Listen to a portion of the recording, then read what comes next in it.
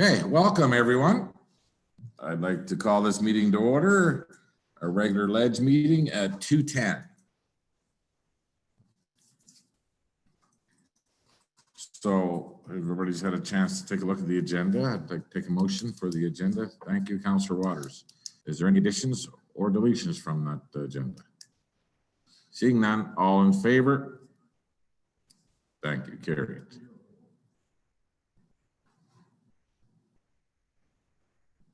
Okay, the minutes of our last ledge meeting. Thank you, Councillor Lemko. Everybody had a chance to read the minutes? Is there any errors or omissions within those minutes? Seeing none, all those in favor? Carried. Thank you. So our first delegation today is Terry Higgins from the RCMP, and he's going to give us a little update about what's been going on. And first of all, Terry, thank you for taking the time out of your busy day to come in and have a chat with us today. So the floor is all yours. Thank you, Mayor McPhee. Thanks everybody for inviting me to speak with you today. I'd just like to give you a bit of an update on state of affairs with the RCMP detachment. For the first half of this year, I don't have the July statistics with me, but I will speak to you on January 1st to June the 30th and where we're at. Of course, this has been quite a unique year as it has with every department, given the challenges with COVID. So I'd just like to start off by saying, overall, we are seeing a decrease in occurrences that have been reported. Right across the board, we had 1,971 occurrences reported between January 1st and June the 30th. That's down 126 occurrences from 2019, the first half. So in general, I'll go through a few of the numbers. I won't get into every single one, but of interest, I'll let you know that each member of our detachment investigated about 165 calls, or 27 per month for each constable and corporal. We had 256 property offenses within the town of Vegreville that were reported. 37 of those were break-and-enters, 19 vehicle thefts, and 89 mischiefs. We have seen an increase in property crimes over the 5-year trend. However, these are down 17% from 2019. So we had 90 persons crimes reported in the town of Vegreville, which is a decrease of 8% from 2019. Of note, we had 4 robberies that were reported, and of those 4, we had suspects identified and charged on 2 of them, and 1 was actually unfounded. We have 1 that's still ongoing, and we're still working on that one. We had a 57-year-old reported suspicious sudden death on June 2nd. We had investigators come in for major crimes, ident, GIS, and they assisted with that investigation. And as a result of that one, manslaughter charges were laid against a 51-year-old Vegreville male in June. That matters before the courts now. We had 80 motor vehicle collisions in Vegreville in the first half of this year. 217 traffic charges were laid within Vegreville as well. We had an ongoing drug investigation that was covert, and as a result of that, it went on throughout the first 6 months. We charged 12 offenders with trafficking and possession in meth, methamphetamine, heroin, fentanyl, and cocaine. It was an extensive, ongoing, involved investigation. We had support from alert teams out of Edmonton, drug units, GIS, air services. There's a lot of resources that went into conducting these investigations with a very successful result. We will continue those efforts throughout the year. Our Sro Program, as we all know, is in its final semester here coming up. However, Constable Zefovich will continue as our LO for that semester, and he looks forward to getting back, I guess, depending on how the climate looks in school with the COVID return. He'll do the best that he can with it, and In the new year, the intention is that we will assign individual liaison officers who will act as a casual basis with each school. They will still go to the schools. It's just that they won't be full-time, and they'll answer any calls or assistance requests from teachers or faculty. So by no means will the schools not have members in them. We will make members available at any time that schools want somebody in there.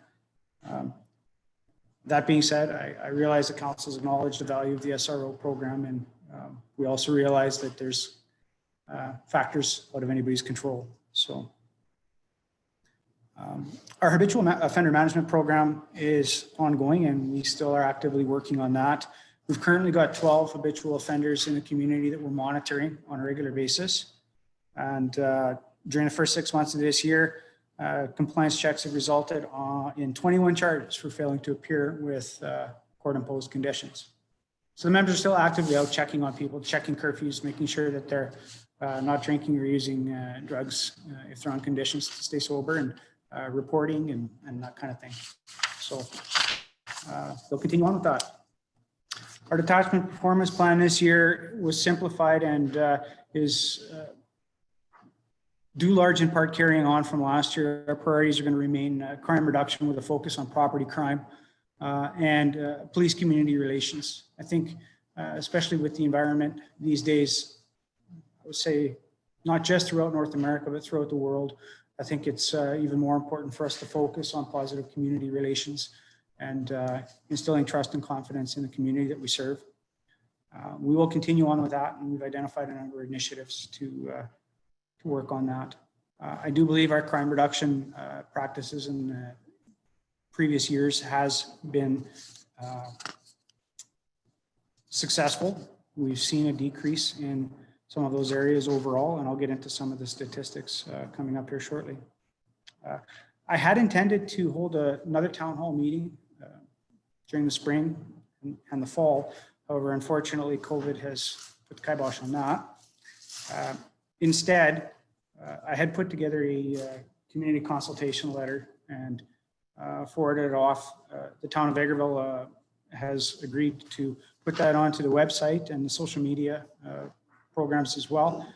We very much appreciate that, and we're hoping that we get some inquiries and questions from or suggestions from the community as a result. So going forward, you'll see further publications responding to any inquiries that our public may have. Other significant issues: COVID-19 response. Operational services have remained uninterrupted. We did have a brief period at the beginning of the lockdown where we were very selective about who was coming into the detachment.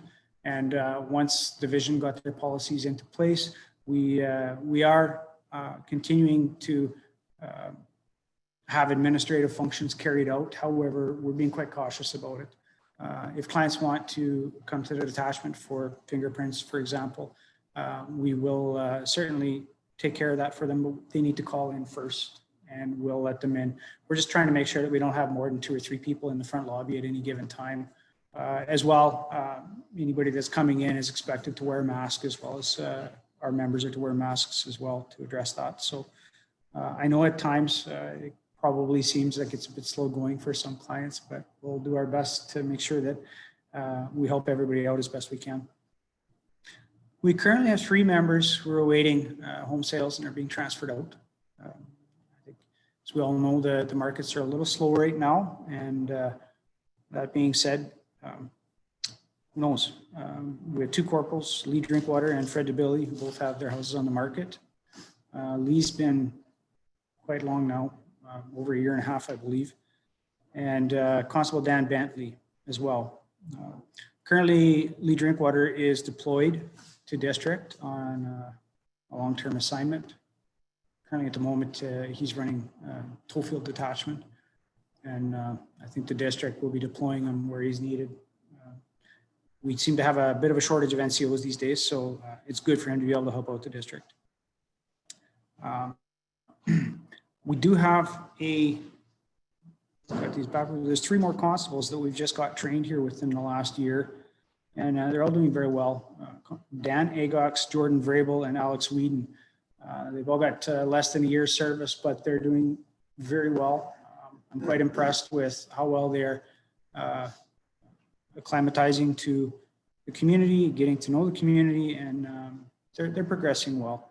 So I know we get a little concerned when we see a cluster of new members coming in all at once, but rest assured they're doing well, and I'm quite confident in the training that they've received thus far.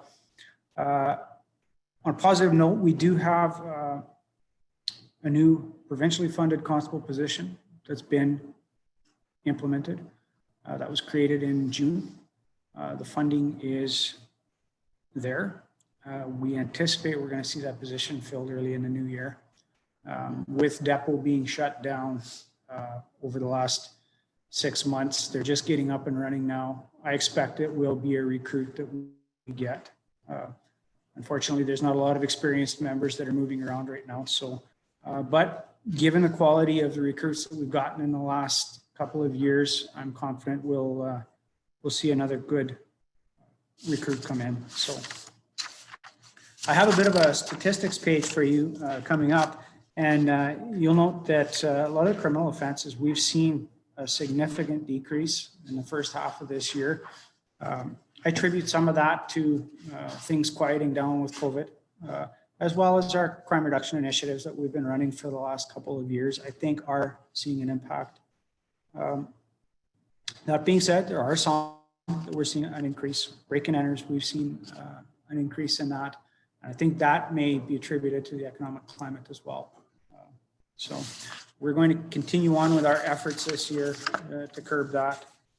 I've put some statistics that will give you a 5-year trend and also the year-over-year trends as well in the following pages. I'm not going to go through the entire all of the sheets, but there are some of interest on the second statistics page. You'll notice our drug enforcement trafficking, 325% increase over 5 years and 113% increase year over year. And that's due largely to the drug project that we've run this year. 17 different investigations has resulted in, as I said, 12 suspects being charged almost.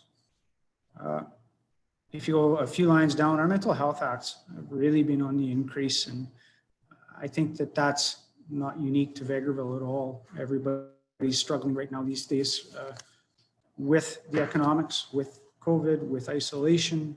I think there's a number of factors, but we've seen an 18% increase in those calls in the last year, and overall a 47% increase in the last 5 years. But I don't think that's unique to Vegreville. I think everybody's seen that. Property damage, motor vehicle collisions.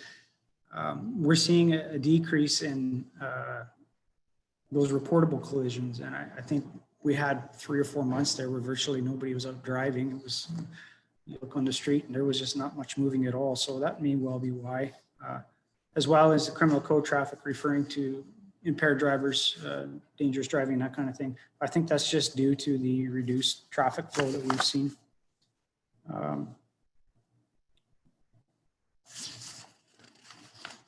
We have seen an increase in break-in enters, as I mentioned earlier, and I attribute that to economic issues. And we'll continue to monitor that and work on it through our annual performance plan. There are further numbers that will show you monthly how things are progressing from 2019 to 2020. And there are no real significant numbers that stick out. However, something to monitor as I go forward here in the year. So overall, things are coming around given the difficulties that I think every department's had in the first half of this year, but we're seeing a lot of progress with the landscaping at the detachment, which is nice to see. The crews have been there working pretty much every day. So, you know, other than that, things are going quite well as far as the staff in our detachment. And yeah, we're seeing positive results from some of our new members, and it's business as usual as far as that goes, which is refreshing considering where we've been this year. Things are just getting back on track again, and we're starting to get reset. So we'll keep our fingers crossed that COVID isn't going to lock us down again, and we continue to work on things as we have been. So, and with that, if there's any questions, I'd be happy to address. I'll start, Terry, and I'll thank you for the work you put into this report. And I just want you and everybody at your detachment to know that this council was happy with the SRO program, and it's just the financial cost of going along and where we're at with the economic downturn that we've had here. And we know that we're going to be challenged this next budget, and we just couldn't keep it up. So it was nothing to do with the officer or the way the program was being run.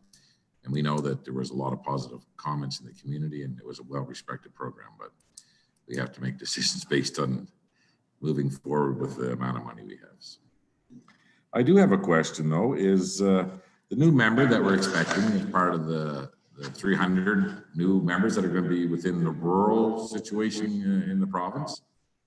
Does that member come with its own vehicle and like that would be supplied to, or? We won't see a need for an increase. We are going to be running the same number of members that we have for the past, I'm not sure what year the last increase was.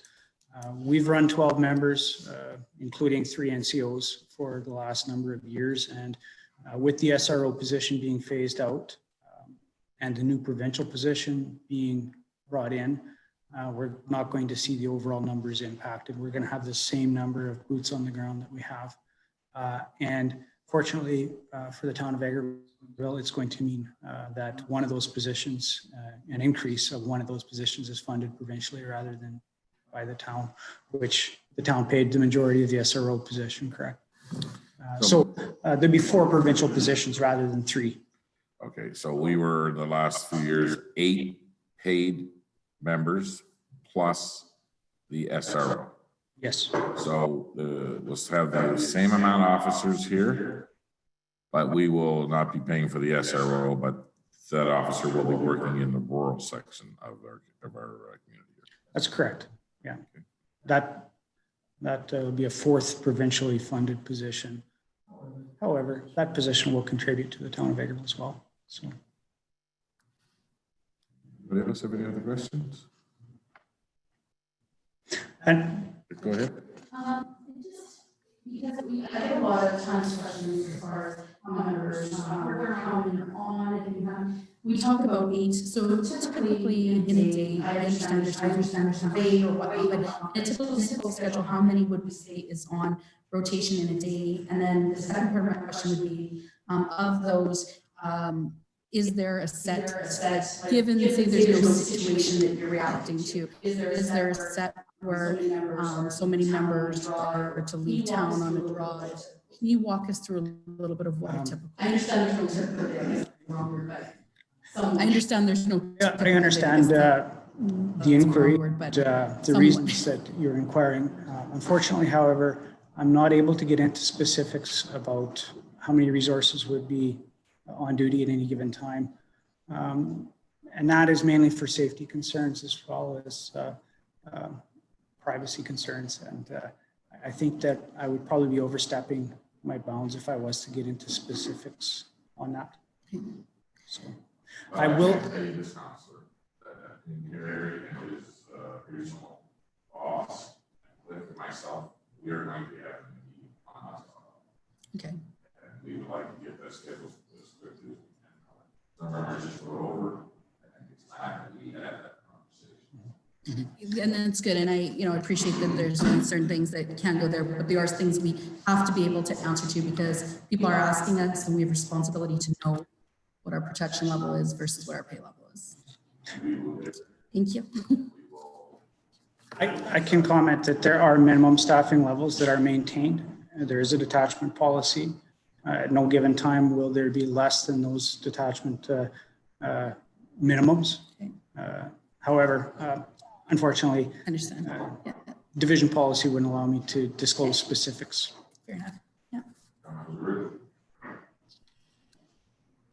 So sort of the same vein that Councillor Orwell was asking about. There's been conversation amongst municipalities because we're paying for policing to varying levels, and moving forward, rural municipalities are intended to start sharing some of that cost, but there's no ability to direct or monitor, or even in this instance, actually know for various reasons how many staff are actually in a location. Further to that, there's been some concern amongst municipalities that we're paying for policing that we're not necessarily receiving, because we would never know if we've got a good relationship. But there are lots of municipalities that don't regularly hear what the staffing complement is and that kind of thing. I'm wondering, when we talk about 12 as the complement that we need here, is that decided based on the area that's represented, the severity of crime that happens, could potentially happen, and our distance from a major center? Or is there some number? Like, how do you decide that 12 is the correct number for our community? And is that the right number? These numbers are monitored very closely by our operations strategy branch at headquarters, and they are based on the number of occurrences that we're dispatched to, as well as the geographic area it does, and the crime severity index, which we see on an annual basis. Is not really high on the crime severity index. However, we do have a steady response to complaints. The numbers are very strategically laid out by the operations strategy branch. And I can tell you that we have a complement of members that are providing service based on where they need to be. I've provided in the first page of my statistics, this go around, I know that there's interest in this area specifically.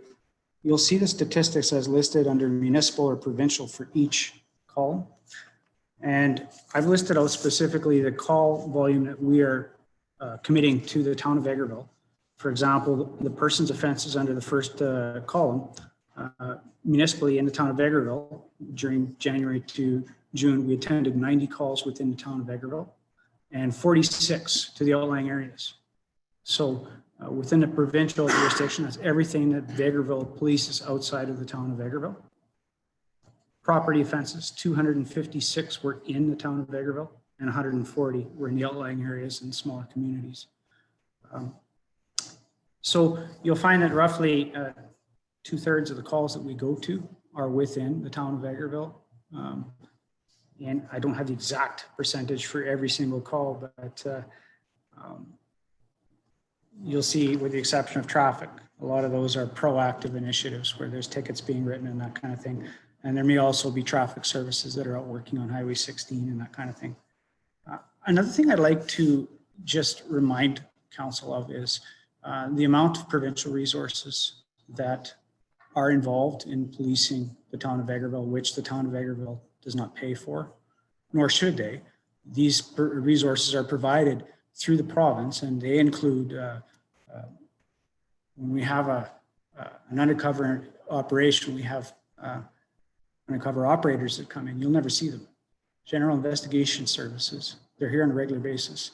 The crew team, the crime reduction unit out of St. Paul, they're here quite often. You'll never see them. Major crimes. We had 8, 9 investigators on this past manslaughter that we had. Air services. There's, I'm sure I'm forgetting a lot. Forensic ident services, every time the fingerprints we needed to be taken at a scene.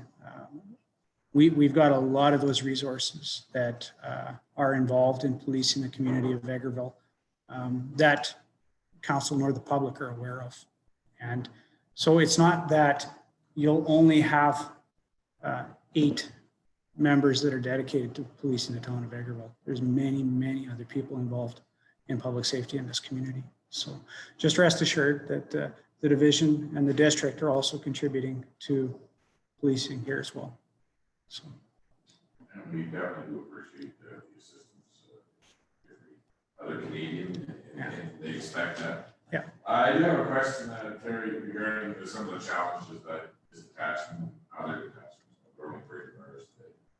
With mental health and the calls regarding mental health. And I know it's a big strain on our, what we're seeing today is a big pushback from a lot of communities that are saying, defund police, don't send them to any mental health. I mean, is there any,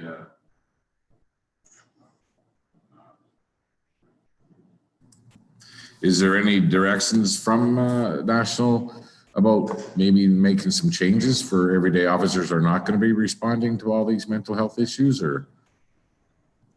I wish I could say that there was clear direction. At this point, I haven't received any.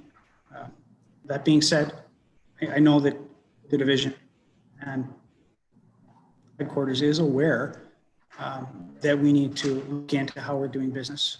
And there is a demand, there's an appetite from the public and from governance to try to find ways to help deal with these situations. And agreed, I've been thinking that for many years. There's many things that the police are dealing with that quite simply aren't police matters. People are having mental health crisis. They're not committing any criminal offenses for the most part. And we get called to deal with that situation. And we are, in one sense, equipped if they become violent. But quite often, that's not the case. Quite often, they're struggling with mental health issues, whatever it may be. And they may need counseling. They may need medical assistance. They may just need an ear, somebody to listen to. And we're happy to do that. However, we're not counselors. We're not mental health professionals. We're paid to deal with, criminal, provincial, civic legislation. Mental Health Act is something that we have a basic understanding and knowledge of. We are able to make arrests under the Mental Health Act if necessary. However, there's certain stipulations. Someone's got to be a danger to themselves or someone else before we can act on that. And quite often we have to ask ourselves, that is really the best course of action for that person. I've heard a number of people say, well, call a social worker, call probations, call another professional, a medical professional. The fact is that 2 or 3 in the morning, who in Vegreville is equipped to deal with that person? Or 2 in the afternoon, for that matter. And who would want to respond without some assistance? Because you just never know how bad the situation could get in a met base. So. Absolutely. If I had a family member who was a social worker, I wouldn't want them going to deal with some of these situations on their own, even though I realize their expertise would be of great benefit. Some police forces who are quickly trying to mandate having combined teams going out to deal with these situations, a social worker and a police officer or medical professional of some sort. And that, in the best case scenario, that would be a wonderful resource. But it's going to take resources. We understand your challenges with it, and hopefully there will be a strategy that comes forward pretty soon from our CMP and from healthcare workers about how this is going to play out, because to blame you guys for something that you're always involved in without a lot of training for it doesn't make sense to me. The last thing we want to do is have to take somebody's freedom away when there's an alternative that hasn't been brought forward. But that being said, the political will has to be there, I think, on a provincial and federal level to try to bring professionals in that are able to help circumvent these situations. We'll do the best we can. We always have, and we'll continue to. But sometimes what people need is more than a police officer. And unfortunately, in most of our communities, that's what they get as police officers, right? Okay, does anybody else have any more questions? I want to thank you for coming in, Terry. I want to take back to the detachment. A thank you from council for all the fine work they do, and I hope that the members are enjoying the community and the rest of the summer. Absolutely. Thanks you very much. Thank you.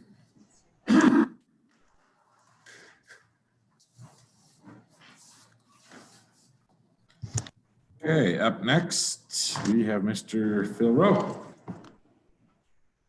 Thank you, Your Worship. I have three items before council today. The first one is dog bylaw discussion. An updated dog bylaw will be brought forth to town council for consideration. I'll be distributing the bylaw for your review for discussion at next ledge. This one will be replacing bylaw 4-95. I'm just going to highlight a few of the major changes for the bylaw for you. So increased and clearer definitions, including nuisance restricted dogs. We've also added service dogs to the bylaw. The maximum amount of dogs allowed will be 2 per household. That's as per council poll that was conducted. Any more than 2 dogs will require special approval from the town and permit fee. There'll be increased information required from dog owners to have on our town files, better for tracking and communication. We have added information on the DOLA, the off-leash area, the rules of the DOLA. This was not in the previous bylaw because it didn't exist back then. Clearly defined offenses of a dog and its owner, specifically offenses for dogs in vehicles. So heat, leaving dogs in vehicles, unsecured dogs in vehicles while traveling, etc., and providing adequate care for a dog. These are some concerns that we've heard around the community. Pet owners, dog owners not providing appropriate care for an animal. So this will now be put in there as an offense. Clearly defined rules and regulations surrounding nuisance and restricted dogs. The addition of seizure and impoundment section. This clearly outlines the rules and authorities in regard to seizure of a dog, police officer, the animal control officer, and we have increased penalties and fines for offenses. So that will be coming to you for review. One item I do have for discussion on the bylaw for council debate is changing from an annual fee to a lifetime tag. Currently, we charge $35 per dog annually. We would like to move to a one-time lifetime of the dog fee of $325. That is based on the average lifespan of 10 years of an animal. Of $325. That is based on average lifespan. Revenue on animals that, of course, live longer than 10 years. The pros. This is a huge savings in administrative time annually for dog tags. So a person can pay $325 one time for their dog, and they never have to worry about that other than just doing simple updates to should addresses or anything like that change, and that goes with the information we're getting from the dog owners. But every year we spend a lot of administrative time sending out notices for dog tags, and then we end up having to call people and find out, do they still own the dog? Why haven't they come in? And then usually towards the end of the year, Mr. Casey is writing off dog license that haven't been updated or paid for. So more people will use a one-time fee to eliminate forgetting to the annual renewals. So that's another pro. But the majority of it is simply the administrative time that it takes to produce all the dog tags annually. So I'll be sending that out in an email to you, the bylaw for review, and there'll be discussion at next ledge, and then if everything is good for council, then we will bring it for first reading, I believe, at the following town council meeting. So, Phil, we decided amongst council that 2 dogs would be the norm per Yes. household. And if you wanted to have more than that, you needed approval. A special license, yes. There are some people that already have 3 dogs in town. And we can't tell them that they have to get rid of 1, but there are circumstances in the bylaw that says, so if you're a breeder of an animal, then you're allowed to have some more with a special permit. But moving forward, so if you do have 3 dogs or you had 4 dogs right now, and when to move on, you'll need a maximum of 2. There'll be a maximum of 2. So we won't allow people to, well, I just want to have a 3rd dog. We won't allow that. But if you currently have 3 dogs, we'll have a special permit for that. So we're not allowing people, oh, I just want to have 3 dogs because each one of my kids wants a dog. But that's not what the purpose of it is. It's there are people out there that already have more than 2, so we can't simply tell them they have to get rid of one of their dogs. But and then there are breeder issues in the community, not issues, but there are people who are breeding dogs, and until they can sell the dog, they may have more than 2. So over the age of 6 months. So you can have 10 dogs if they're all under 6 months. Sorry. If you're breeding dogs, I mean, the owners want to get rid of them as soon as possible. But after 6 months, they're not. They have to have a tag after 6 months. So after 6 months, if a breeder still has that, they will have a special permit as a breeder. It's what we really are trying to do here is eliminate the people that have 5-6 dogs in their yard that are becoming a concern for the community. The breeders generally are not any kind of concern. They want to get those puppies sold and up to owners. So, And your other proposal on the 10-year it's tag, a lifetime tag. which is a lifetime tag, which is the average life expectancy of a dog in Fairfield. There would be a refund if they move, if the dog was to die. So it's a one-time tag. So rather than a person coming in and paying $35 every year, you pay a one-time fee for $325. If you move, that is what it is. We're not giving a refund. If the dog passes away at 7-8 years, you don't get a refund, because there's some dogs that'll live till 12, 13, 14 years. So the average. And just been looking at other municipalities' dog bylaws, the average that we've looked through in research came down about 10 years is the average lifespan of a dog. So the large dogs are anywhere from 7 to 10, and then you get the little dogs that are anywhere from 10 to 14. So they say the average is 10. I can see some pushback coming from the community on this. Maybe we won't get anybody registering their dog. But I understand too, there's challenges for the admin about phoning every year for the people that didn't redo their dog license. And I will clarify that.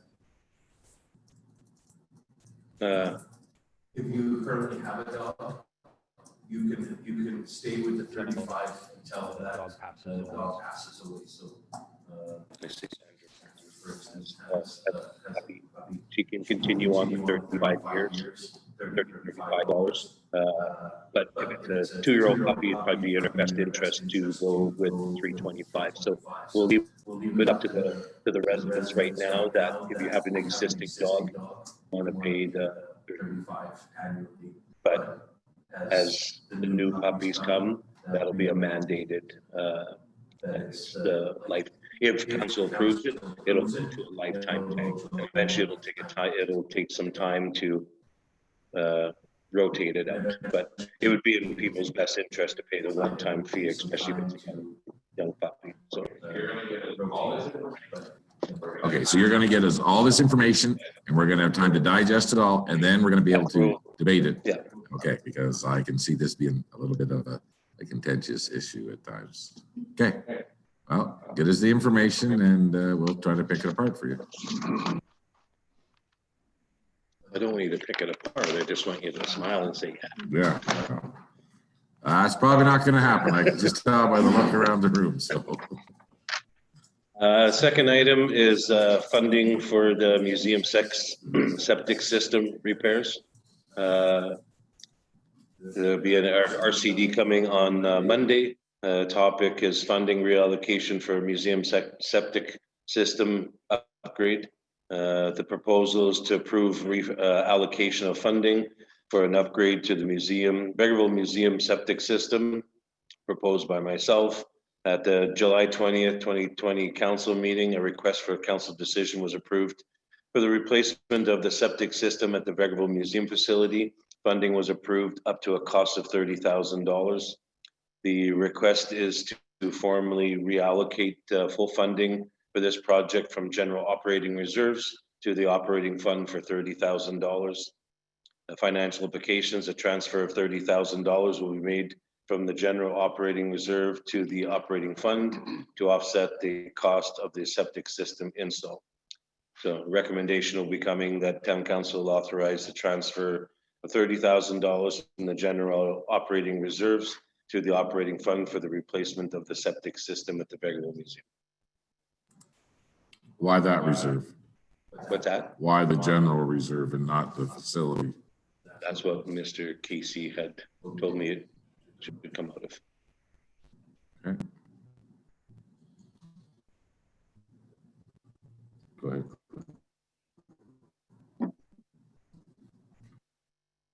ahead. This is not deemed a capital improvement to the building. It's a replacement project. We're replacing an existing system. So that's why it's an operating expense as opposed to a capital expense.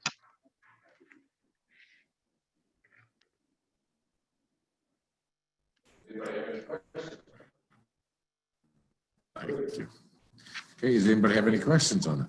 I just wanted to clarify, you had given us a number of different scenarios and what the challenges were with the site in terms of being able to install a couple of different ways to deal with the waste at that facility. I'm not sure that I asked or was clear whether or not this will be sufficient to manage some of the changes that we have moving forward. So this will answer, it's replacing the existing system, but will it be able to manage increased traffic as well as enhanced operations if we were going to change it into museum plus event center? Yes, absolutely. It'll be capable of 100+ people with ease. So. Go ahead, Councillor Berry. Yeah, I would just like to know what the status is. What would be the expected schedule of work completed? The tank has been ordered, and according to the facilities manager, we're before the September long weekend, they should start digging it out. So, and they're just waiting for the tank. They'll start digging the old tank out when they know the tank is just about ready for delivery, because it's going to take a few days to get the old tank out, and the museum will have to be, like, the facility will have to be shut down, and we won't allow people to go in there because there'll be no bathrooms, so the water will have to be turned off. And I'm not concerned about the museum per se itself inside, because it's not functioning at the moment. There's no intention of having it open. I'm looking at the grounds as to access through the existing grounds to the back. How much disturbance will there be there during the month of September? Minimal digging. The tank is actually gonna be kind of like where that little turnoff is to the front of the museum, or on the east side. There's the sidewalk that went to the old Sports Hall of Fame there. That's where the tank is going to be installed, right in there. So they'll be working on the grass digging the old one out and then putting the new one in. So there'll be minimal disruption on the actual roadway. The grassed area will all be utilized, and then they'll just the landscaping will be repaired when they're done. So they should be done 2nd to 3rd of September. We're hoping it's all going to be done before the corn maze opens. So Okay, thank you. Councilor Rudy, did you get all your questions answered? Did you have a follow-up? You said it would be able to manage 100 people. plus people, yes. So not to be crass, but that means 100 people simultaneously in the same event, or 100 Yes. people over a course of several visits. Like, this is a significant size septic system that could manage. It'll be able to hold 100 events that have 100 plus people with these. And everybody, I hope is clear on this. This is not a field system. This is a complete pump out system all the time. So moving forward, anything over 100 people at an event sort of deal, we'd have to take a look at something else. Or if we were to expand into a campground situation out there, there'd have to be other methods we'd have to look at. But does anybody else have any other questions on that? Okay, thank you, Phil. And you have one more. So this is the council chambers renovation proposal. There's a PDF is attached to your files for everyone to view. So the proposal is to turn the existing space in the former RCMP detachment into a new town council chambers, community meeting room, and emergency management, emergency coordinations center. It's proposed by myself and legislative coordinator Sandra Ling. Background, town council had requested an administration research ideas to enhance the current town council meeting space needs.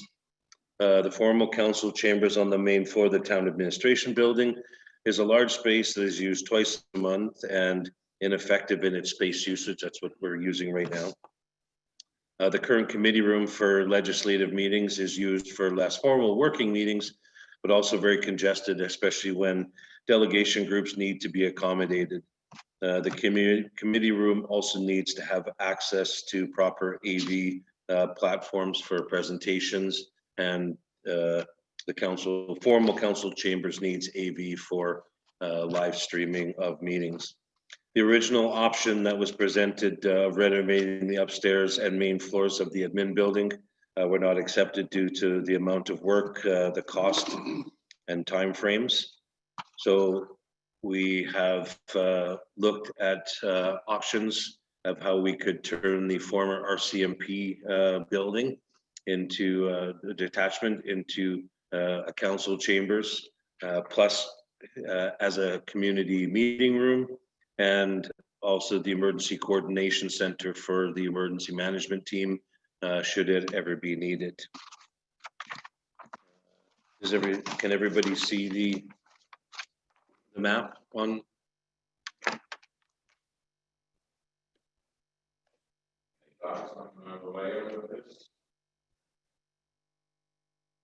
So if anybody's familiar with the room right now, we would be taking the staff sergeants, the municipal enforcement offices, and part of their coffee room. That would be demolished or removed, and the front entrance removed, and we would have one large open space. The file room would be converted into a private meeting room. So should council or somebody want to go off and have a private secure meeting by themselves, that would be an area. That's also where all the communication stuff wires would be coming in. So in the far corner, the victim services office would be converted into a council office. So we would have desks in there, a couple of desks in there where councillors could hold a private meeting with a community citizen should you wish, or go in there and do work. The bathrooms are all staying the same, and there'd be a small addition for storage of portable tables and a kitchenette so that we could, if supper lunches are brought in for meetings or coffee, pops, all those things are out of mind's eye and tucked away nicely. The cells are not being touched. They're being turned into town storage for different departments. They've all been cleaned and painted by the facilities department and the summer students this summer. So we are currently starting to take items and put them into the individual cells that departments have. So FCSS is moving all their stuff from downstairs and in their storage room that they don't normally use. They're getting put in there. So it's opening up a lot of room for us. So and then nothing will be touched on the back end where the garage bay is at this point. So the costs, construction, we're looking at total of $130,000. The audio visual and security, $66,000. Furnishings for the whole project, $20,000. So we're looking at a total cost of $216,000 for this. And given this is a multi-purpose room, so this is something that the community could use. There is a potential for revenue for meeting spaces if community groups need it, and an emergency coordination center, as well as council would host all their meetings in there.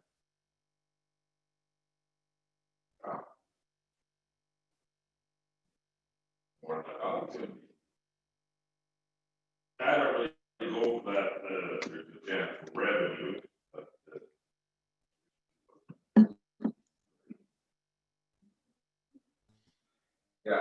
yeah, I don't imagine we'll get much revenue, believe me. It's a little more than I thought it was going to be, but you've this is just a guesstimate, or you've had this? These are pretty firm estimates. Oh yeah. Okay. What was the plan with this room when this was all done? We hadn't really discussed. There was a potential of turning this into a reception area, so that when people come into the building, that there would be somebody greeting them and dispersing them to the proper. That's one thing we find when people come in here is they're like, where do I go? Do I go main floor? Do I go upstairs? Do I go downstairs? No real thought has, we haven't talked about it, but we haven't really brought a plan in place. There's a lot of potential for this room. We'd like to keep this formal feature or possibly for all the council signings, pictures, things like that. It's one of the issues is that this is solid concrete, all these steps. There's not a lot we can do with this area. We didn't really put a whole lot of thought into what we were going to do with this area, but potential down there. There's lots of potential. Proposed new council chambers.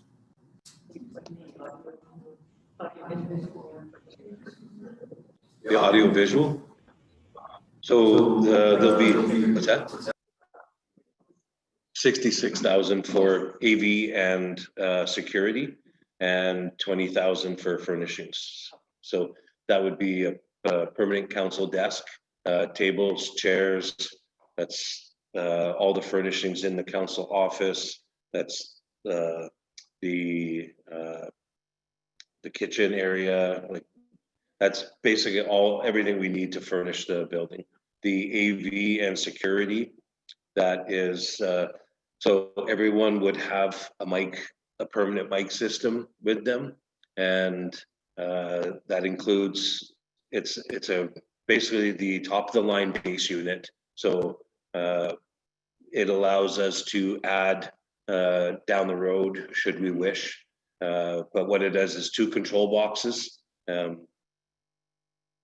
and everyone will have a permanent mic.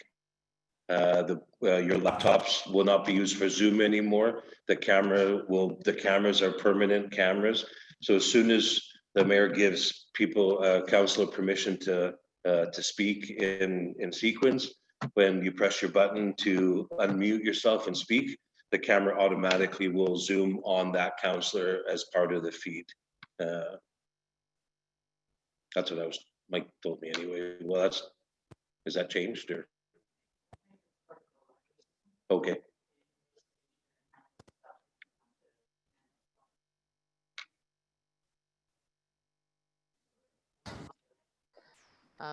The cameras, I'm pretty sure on the smaller package will be stationary, hence the stationary council desk. So we don't have to reconfigure the cameras to set up for different styles of meetings. And then they'll all be fed and everything will be connected to the new website. So when people want to watch the meeting, the live stream will go to the website. They want to watch older meetings, we will still have them stored on YouTube. And that will also include TV screens mounted on the walls for, so there's an audio, there's a presentation. Those will be, you'll be able to view them from mounted TV screens. The security, it's an addition of 4 cameras for the building, plus that is taking the entire back access of the town administration building and making it all keyless, not just like for all the admin staff. So we wouldn't have any keys anymore. The idea of combining this is that they're going to be running wires past each other already and down to the server room. So adding in the security seemed like the great opportunity right now. So councillors could and staff, they'll be granted access by Cliff or Sandra, whoever is going to be the administrator. So when you come in the back door, you swipe a key, the door unlocks, just like at the fire hall and just like at some of our other facilities. And depending on what access you're granted, you'll be able to flow freely throughout the building. So you'd be able to go into the new council office on a weekend with somebody should you want to go talk to them, and you don't have to worry about any keys. It's just a swipe key, and then you could enter those doors. And it's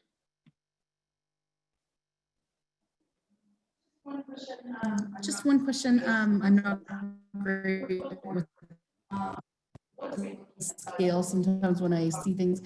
The proposed boardroom, what are we looking at? Something that entire council plus a group could go into? So I'm just it's not great with 33 feet wide by 36 long. So in relation to this, it's about 1 1¾ times. So yeah, this room here, yeah, yeah,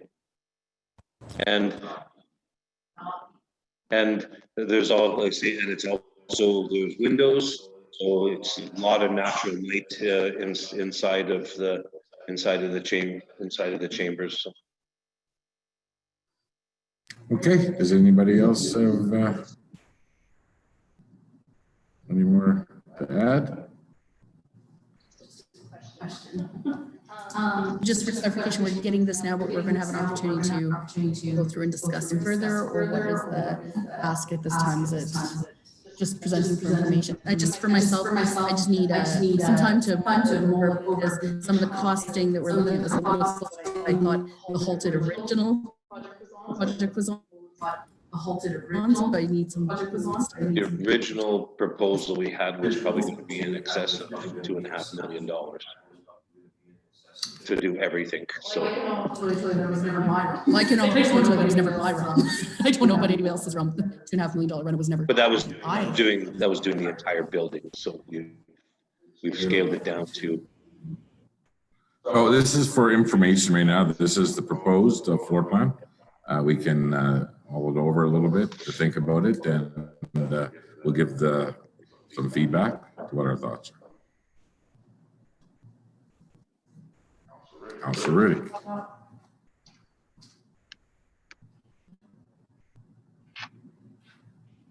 I guess to echo what Councillor was saying too, is that we would be bringing this back to have a conversation about this at a future time. I think we'll need to be thinking about this and have a better idea of what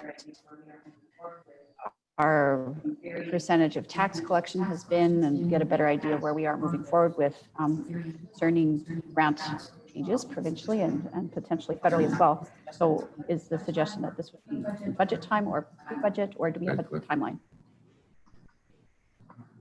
I was going to ask, that was one of the questions I was going to ask, if you wanted this brought back to the next legislative committee meeting, or do you want this referred through to the budget process?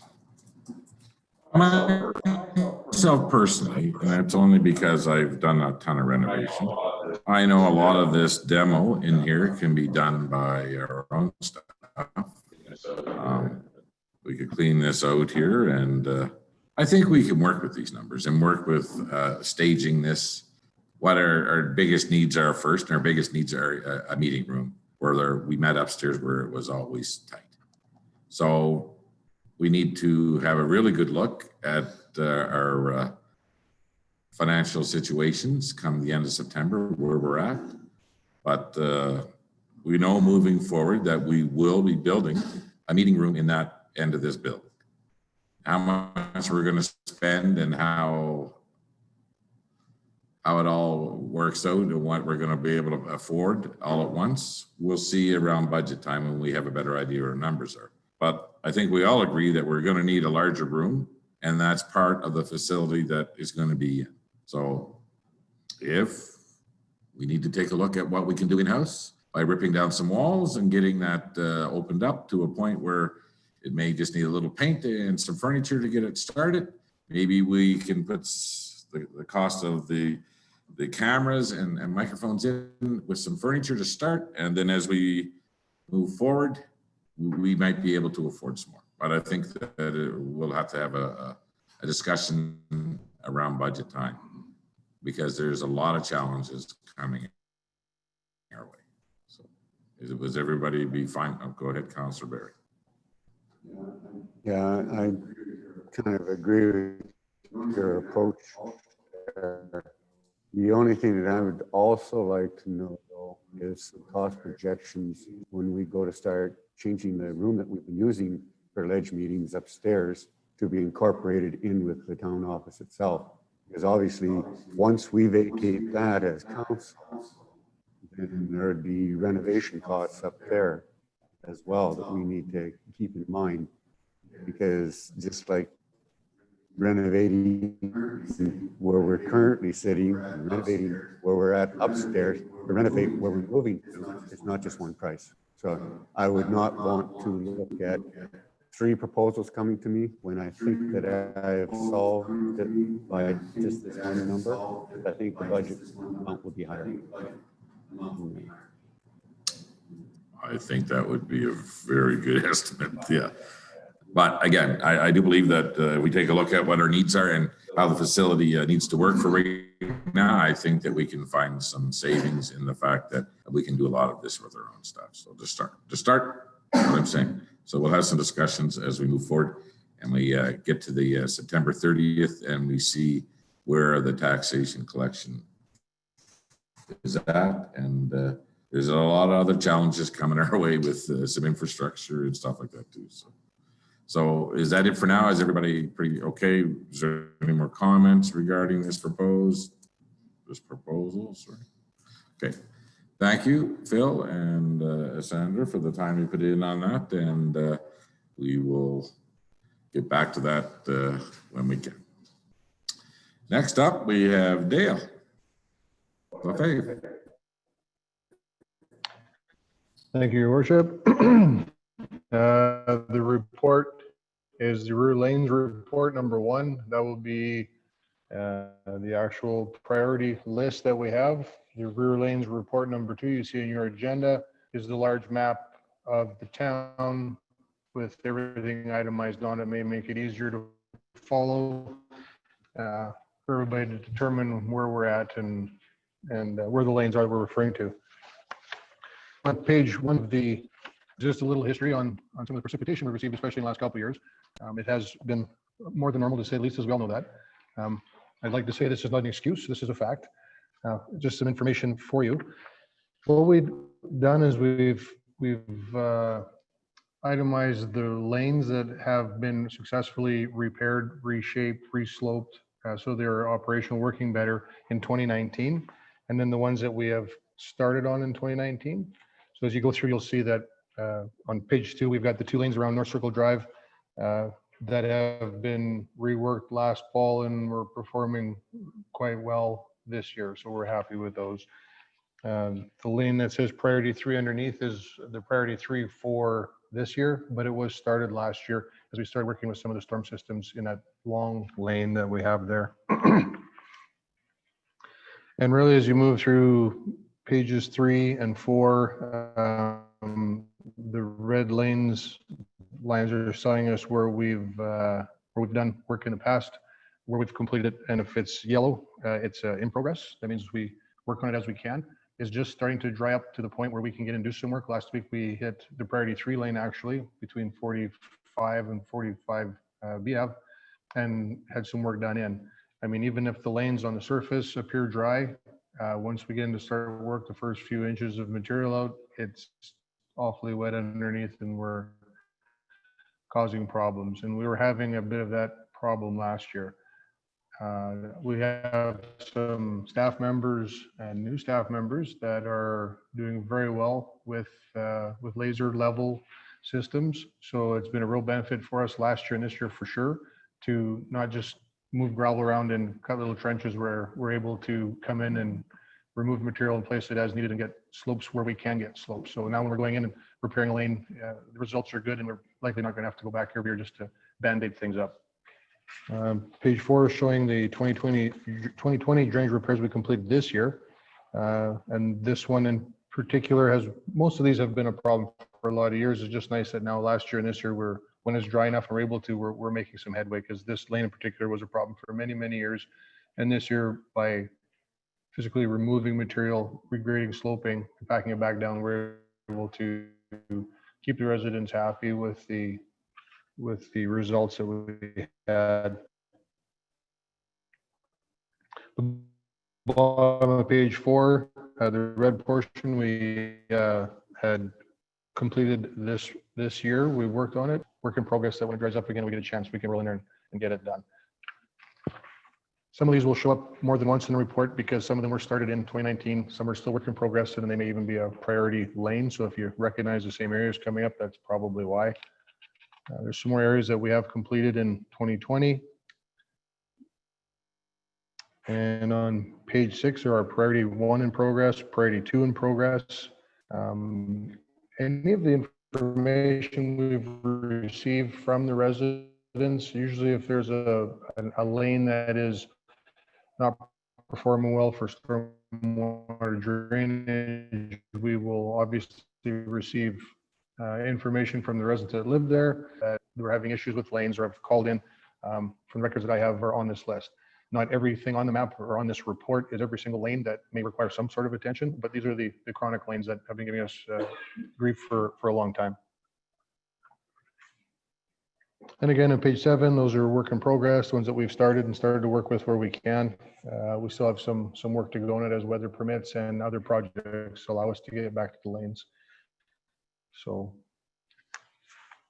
and page 8 again is ones that we have completed and ones that are being worked on and in duplicate. They're still not quite finished as we work with the weather. So that's the list of the lanes. So I believe we have all the most of the public and chronic lanes listed. We are making progress. Even last Friday, we were doing well in a couple of lanes. It's just starting to get dry enough now to do some effective work. And other things do obviously pop up. We had to drop everything and do a sewer line valve that leaves the northwest sewer lift that picks up all of Walmart in that area as it had failed. So we had to stop and spend 4 or 5 days there digging a valve out and replacing it. And then we go back to work again.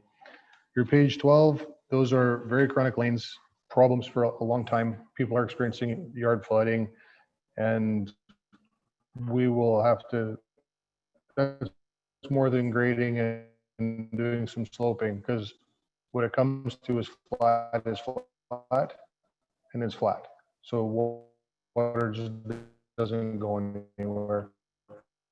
So if we can, we like to limit those as much as possible because it costs a lot of money to run water underground as opposed to surface. As the mayor had asked for some costs associated with this, and so far the costs are already budgeted in-house with fuel, the equipment we have. We may incorporate rental of some type of equipment to help us out in the lanes with equipment we don't have, but these ones will be more almost engineered. We'd have to go in and see what we can do, shoot some serious grades and see if there's a cure for it or what the cure is. So that will likely be coming up in budget time for those two. We're still going to work those lanes to make them as good as we can. And the last page is progress challenges. These are things that we have looked after this year so far in conjunction with our normal day-to-day operations, in conjunction with trying to squeeze in some rear lanes. So again, it's not an excuse, it's the facts. We are busy doing all the things that we need to do to keep the infrastructure in the community working as well as we can.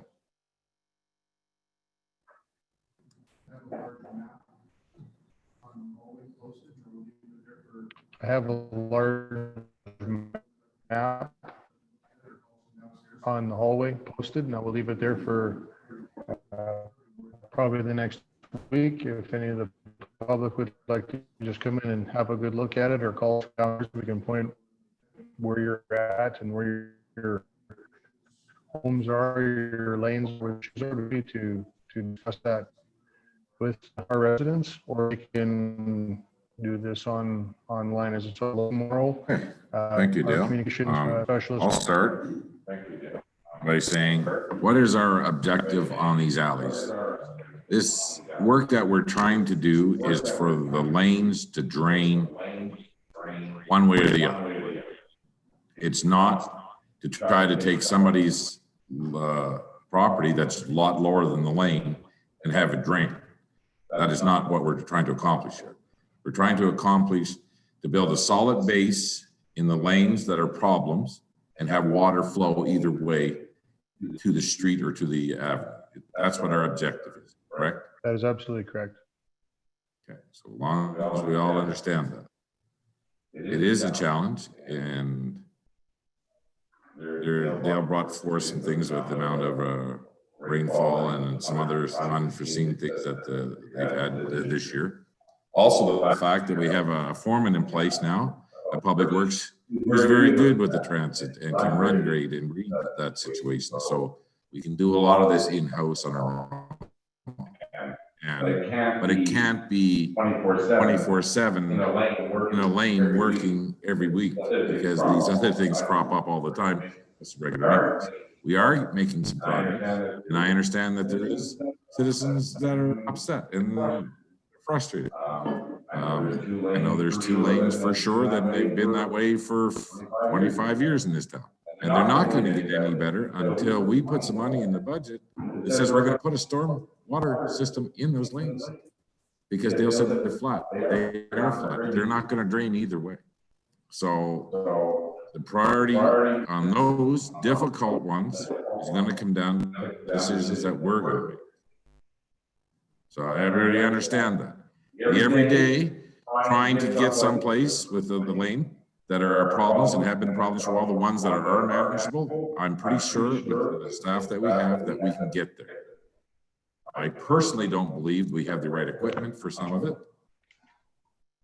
I think that we may be sometime in the future, maybe in the spring of next year, that we would okay for them to rent a certain size equipment for some of this work too, moving forward, so that our graders don't fit in the alley, and they just don't.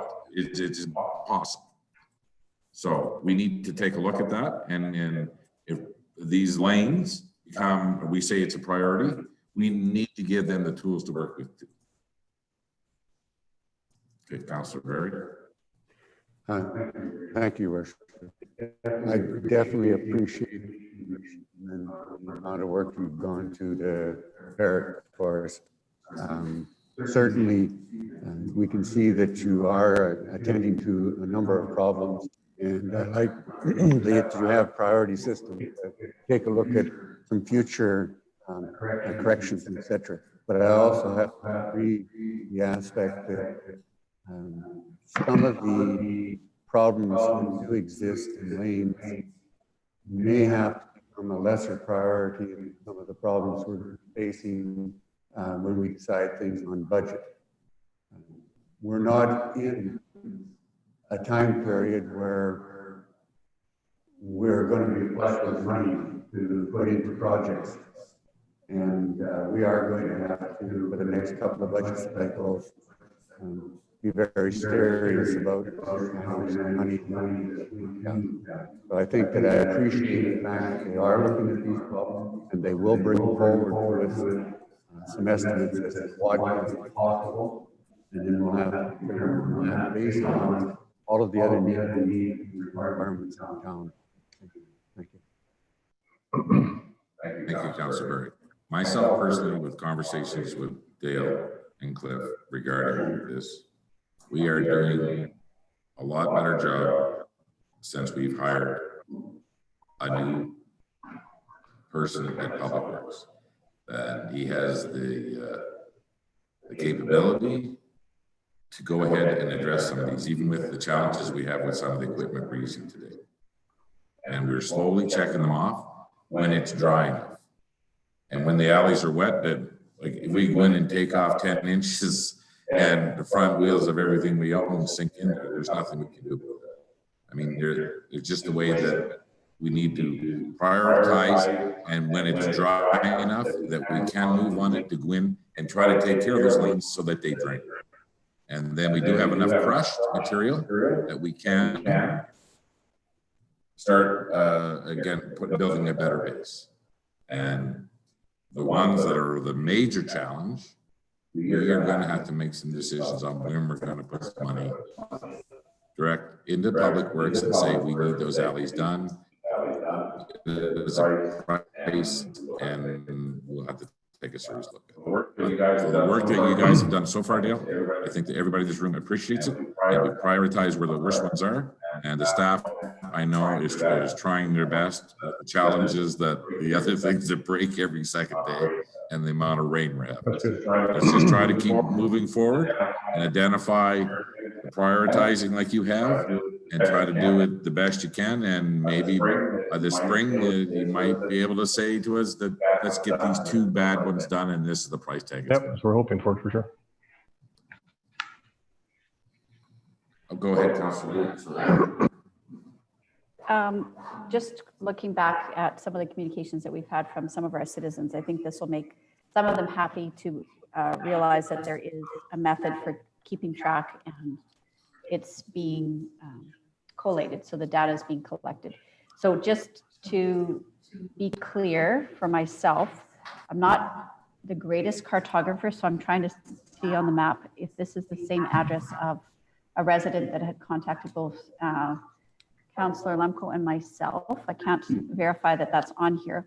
So I guess really what would be my question, rather than the specifics, is there a method when people are calling in that you're keeping track of this, not just your staff is always out driving and collecting information, but is there a way to be able to bump it up the priority levels? So, for example, if people think that they're going to be calling repeatedly, been verified and measured and need the work first, and that it will be coming, but it may not be right away. The individual that you're referring to, that lane has been on our books for years, and it is work in progress. And as we've said, we go in, we do a little bit, and then we get another amount of rain, so we have to wait. Then we go in, and even with the photos that the individual is sending to you, if you notice from the first one that was sent to the most recent one you sent, the issue is getting to be less and less as we slowly move down the lane as it dries. So. And yes, every call that comes in is tracked and is added onto the Public Works manager's list and is put on the priority list.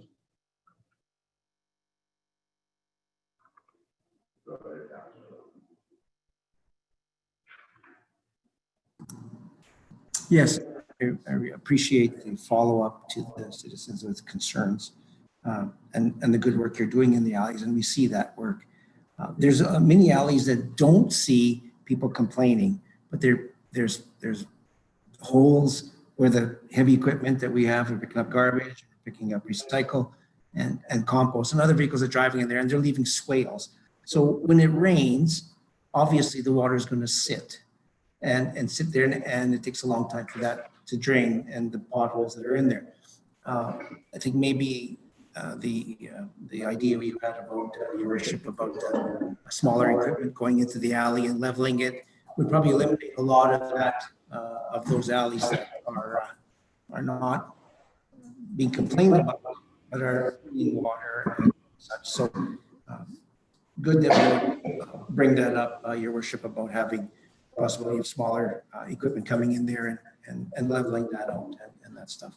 So, but good work. I appreciate the follow-up and the extensive report that you had shown here, that there is work being done. It's just we may not see it and live it every day.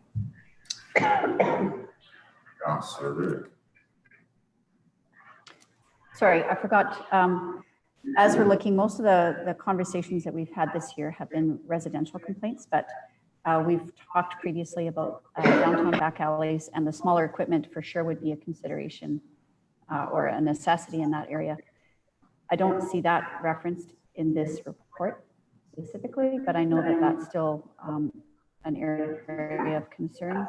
Is that still on the radar as something that needs to be addressed? So that would be the downtown paved alley that's behind 50th and 50th, in that quadrant behind Prime Cuts and Synergy, sort of in that L. The Class D estimate was done on the lane, on repairing the downtown lanes, and it was brought to the priority list that we have. And when we have clay tile sewer lines that are failing, then the rear lanes obviously continue to take a back seat on our capital works projects. And that is not an item that would, it's expensive to do, because we have low services, we have low gas lines, all of that has to be lowered first. And then we have to go into to do the work in the downtown core rear lanes. It would be its own capital works project for a year. It's not something that would tie on to or be a small one. It would be equivalent to what we normally do every year in cost and size. We seen a capital project behind the bumper to bumper in the 7-Eleven, like Gamble in there, and what the cost, and we used MSI money. That was one of our capital projects for the year. So there's a lot more challenges into some of these commercial properties in the alleys. But we as a council, we can make these decisions. We can prioritize and say, we have this much money to spend, and we can give okay and make this happen. So it comes down to, I mean, do we keep going with the list that we have and we're getting better at it? Or do we say enough? We are going to step back for some other capital projects and we're going to focus on this. And we have that ability. And we can't leave it sitting at the feet of Public Works. They have a budget and they have a certain amount of work that they have to get done in a year. And with the challenges they have, you can't say, well, it's somebody else's fault, because we are the ones that would prioritize this as a group. And this is what we're elected to do. Myself personally, coming up, I already brought up one of my feelings. I think that we can do a little bit better than what we do with the right piece of equipment. I'm not saying buying it, like say lease it. You have a large pile of crush that we spend a lot of time and money on. And I think some in-house, maybe using some local contractors, but we would have to put some money behind it. So I just wanted everybody to understand, we can't lay this at Public Works or any other department, because it needs to be prioritized here. So then these are the decisions we're going to make. But for right now, what Dale's department is doing in the residential, I think that we just keep them going. And we are getting better at it. I can guarantee you, I've driven the alleys that they've worked on. We are finding ways to drain them. And we are getting some of that crush down there, and we're building a better base. So the more we do, the better we'll get.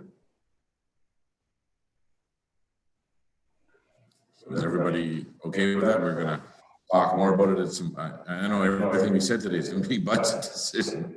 I hope that budget's huge, but again, I mean, I know that we all get calls and they're frustrating, and we go out and look and you feel bad for the residents, because some other residents have a lot better situation. But that's just the way it is when you buy your property. You know, like, you don't know how flat the alley is going to be, but we're going to try to make improvements every year to make it better.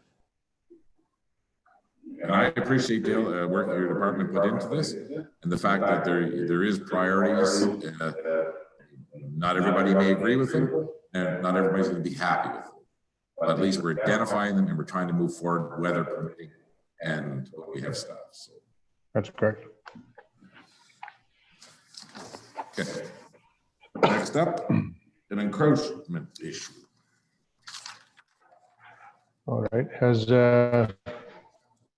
council read the correspondence that was submitted to mayor and council?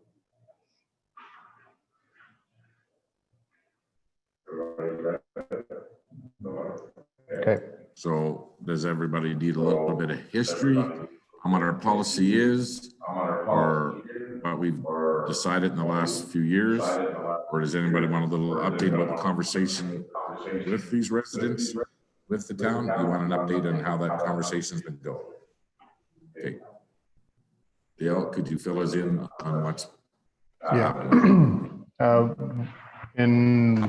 We checked in the land files, and it was the information we have is in 1997, there was a real property report done on this residence, and that property report shows the fence on the property line. Later on, the current residents wanted to build a new fence and approached the town about purchasing the road right away. It's a lane, undeveloped lane right of way for the road that goes past. It was in 2002, they'd made approach to the town to purchase it. The town denied their request and it did not go through. And they said that they received, was written or verbal warning. They couldn't quite remember. They thought it was written off the start by a previous town manager to go ahead and build it. We don't have that agreement on file and they cannot produce it either, but they felt that it may have been a verbal commitment to say, yes, go ahead and put your fence outside of the property line.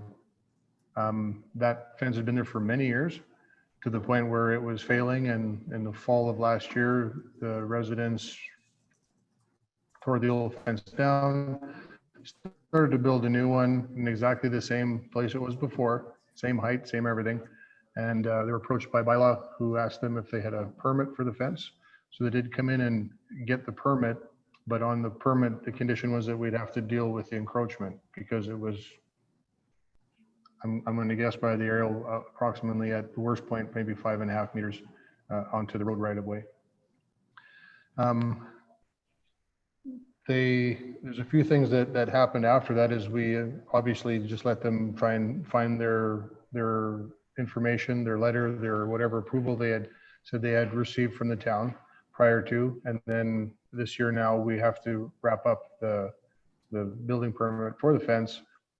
So we don't have that information. We don't have the approval. What we'll need to do is the only thing that we can do to leave the fence where it is now is to enter into an encroachment agreement between the town and them. The town does not have the authority to approve an encroachment agreement on municipal reserve lands. If you remember what the previous council had gone through in the Northeast subdivision and on along 61st, where we had everybody to pull their fences back onto their own property lines. But that was because it was a municipal reserve, and the MGA says that we don't have the authority to enter an agreement there. We can, however, enter into an encroachment agreement on lands that are on public lands, like road right-of-ways, lane right-of-ways, things like that, our boulevards. We can do that. So what they need to do is, we have a checklist that was built by the previous land use committee, land use bylaw committee, and we go through the checklist that says if you're encroaching, it talks about, is it a soft encroachment, trees, bushes, flowers? Is it a hard encroachment, a fence, something structure that's built? Is it impeding public access through this land? It asks, is there a substantial take of land that is not being taxed or charged for taxes. So this encroachment hits a few of those marks. It does hit the no access because regardless how much it's really used or not, it is public lands and people are allowed to access and walk on it. And with a fence that may narrow or restrict it. And it is a take of land that is not being taxed upon. So it hits a couple of those. Now that's a policy that's in the policy, the encroachment policy that was approved by council. So if it was approved and made by council, then we can alter, change. That's something council, as you all know, have the ability to do. So when the encroachment is only soft encroachments and it is reasonable and it fits the checklist, then I move to the procedure for encroachment, which means we need a letter of request from the resident and we need a real property report that shows their property and off of their property where the encroachment legally is set. And then the encroachment fee of the $250 for the encroachment application fee to finish it. So what we've done first is done a checklist, and that at this point, the way it's set up currently is saying you can't move, we could not enter into an encroachment agreement with them the way the policy is worded right now. So we're not taking $250. The real property report is something that would come after they are approved or fitting the bill for an encroachment agreement, and we're not there yet. So we don't want an encroachment agreement. We don't want them to spend any money until we know what we can do.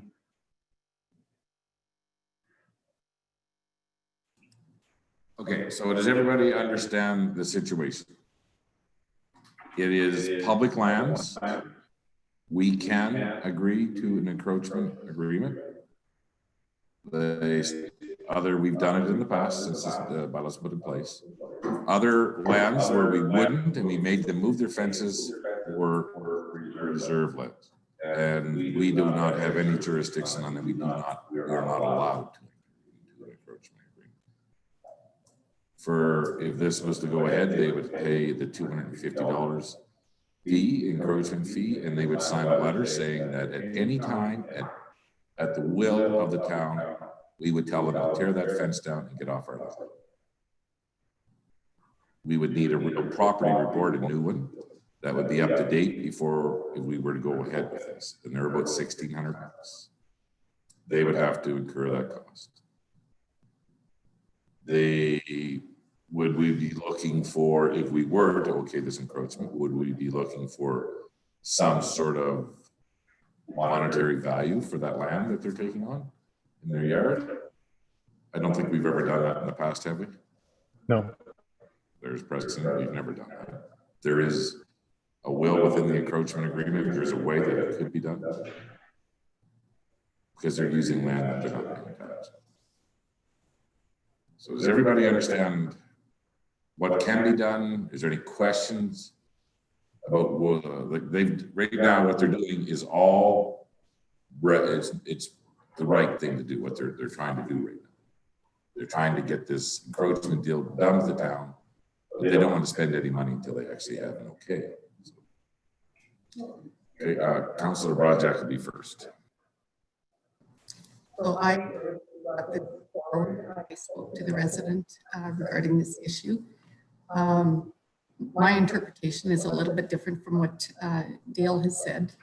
They said that originally when the fence was built, I think they were replacing a fence.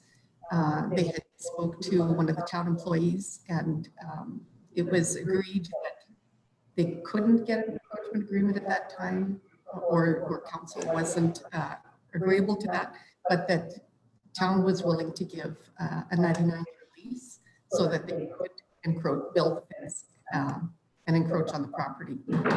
So that fence has been there for a number of years. They did replace the panels on it last year. So it wasn't, they didn't realize they needed a building permit because they weren't removing any of the posts. All they did was replace just the panels in between. So they weren't moving it at all. They weren't replacing it at all, just replacing the rotten boards is what they did. So the original posts of where the fence was for the last 15 or whatever years, remained the same. Anyway, so they did pay the development fee or the Fence permit for 20 bucks. the fence for $250 for a building permit is what they paid? No, $20 for a fence permit. Okay, because she said that they paid $250. No. So Not, there's quite a not that I'm aware discrepancy. of, no. We can double check on that Yeah. maybe, but there was quite a discrepancy. They didn't think that they needed to pay that. The second thing that they would like to do is if they can't buy the land, they would be willing to enter into an encroachment agreement. But of course, you mentioned that the real property report is around $1,600, and they did inquire about that. They spoke to somebody from a company from St. Paul, and his comment to them was, why do you want an encroachment? Why do you want me to make up a new one when I'm going to give you the exact same thing that the town has on file already? Nothing's going to change on the RP. Real property or on file where it's attached. You will only survey their property.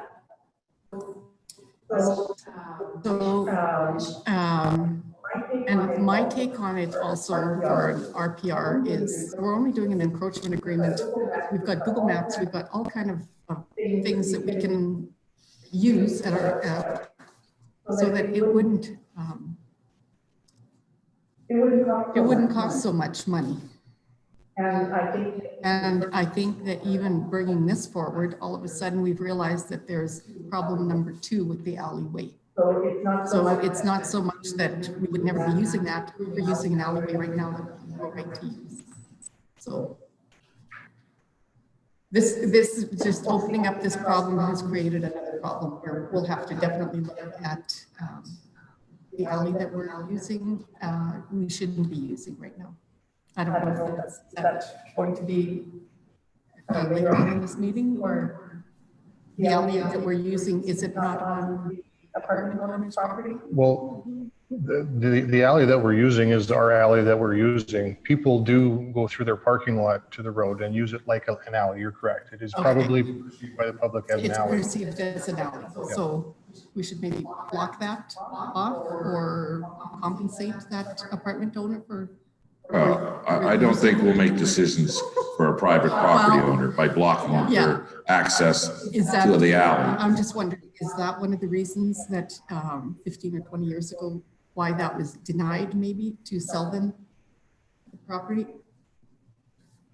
I'm not sure, Councilor Project, but what I can tell you is what we're dealing with now is the encroachment bylaw that we have. And so we need to either change the bylaw or we need to stay within the bylaw. Okay. So we all know what the bylaw is, and we explained it pretty clearly, I thought. But if this was to move forward, how it would take place? Oh, policy, sorry. But I do want to say one thing before we take any more comments. Somebody got a 99-year lease on a piece of land, town of Egerville, that doesn't. And we know what we've told a lot of other people that come to us and said, oh, so-and-so from the town said I could just take that extra acre land, don't worry about it. Or I could build my garage on it, not worry. We can't, we will not operate that bias ever again. We made that perfectly clear. So I just want everybody to understand that. Yes. Councilor Barry. Thank you, Your Worship. A couple of points. There was a very lengthy period of time went into looking at encroachments and looking at encroachment policy. And I think that it is still a document that stands today. I agree with what you say. If there was a 90-90 lease, there would be definite paperwork on that. I don't think there'd be any public manager or public works person that would make any agreement such as that verbally. I'm sorry to say that. If there was an actual lease, there would be a paper trail. The aspect of the real property report basically, the way that the law looks at that, they're null and void practically most of the engineers time. Because there's no guarantee that something has place by the time that at the time that you're looking at it, it'll be a year old. The existing property report really is no longer valid. They take the survey pins and they make the real property report based on where the survey is supposed to be, not where somebody is doing a fence. So the only thing that they would be able to show there is that there is a fence existing that is not on the property. So that's the aspect. The purpose of the real property report is that it will identify that there is a fence existing that is not on property. Therefore, it's not compliant. So I think the situation is that everything is going through proper channels. The only question I wasn't aware of is that you needed a fence permit for just repairing the fence. That one I wasn't quite certain of. That just repairing the fence still requires a permit. But that is the case, I guess. I think that all that can occur here is that they can take a look at whether or not they're interested in receiving the encroachment agreement under the current policy as it stands. And that's what the question. I would be in favor of a one-off looking at changing the policy that actually, from my recollection, took 2 to 3 years to develop and took a lot of public involvement. Thank you, Councillor Warwell. Well, I've definitely gone on that. I'm sorry, I don't agree with the statement that there would be nothing on it, because the town also knows darn well they maintain that entire property at the time. So it wasn't surprised it was there. They have done everything on it, including snow removal, grass cut, all the rest of it. So it's not a surprise or a secret. It was there. Everyone was well aware. So at some point, there was some discussion or agreement as to this fence. I'm not saying it was verbal or whatnot. It was all common sense says that there's nobody who sat there, built a fence after asking to purchase it, being denied, went ahead, and then they went ahead and put up a fence that's visible. It's not some construction, it's literally down the corner. We all see and maintain it for all this time. So something at some point was in place. I'm not suggesting we should change the bylaw. I agree with policy. When we put something in place, there's a reason. But I think that we have to look at what options could be available.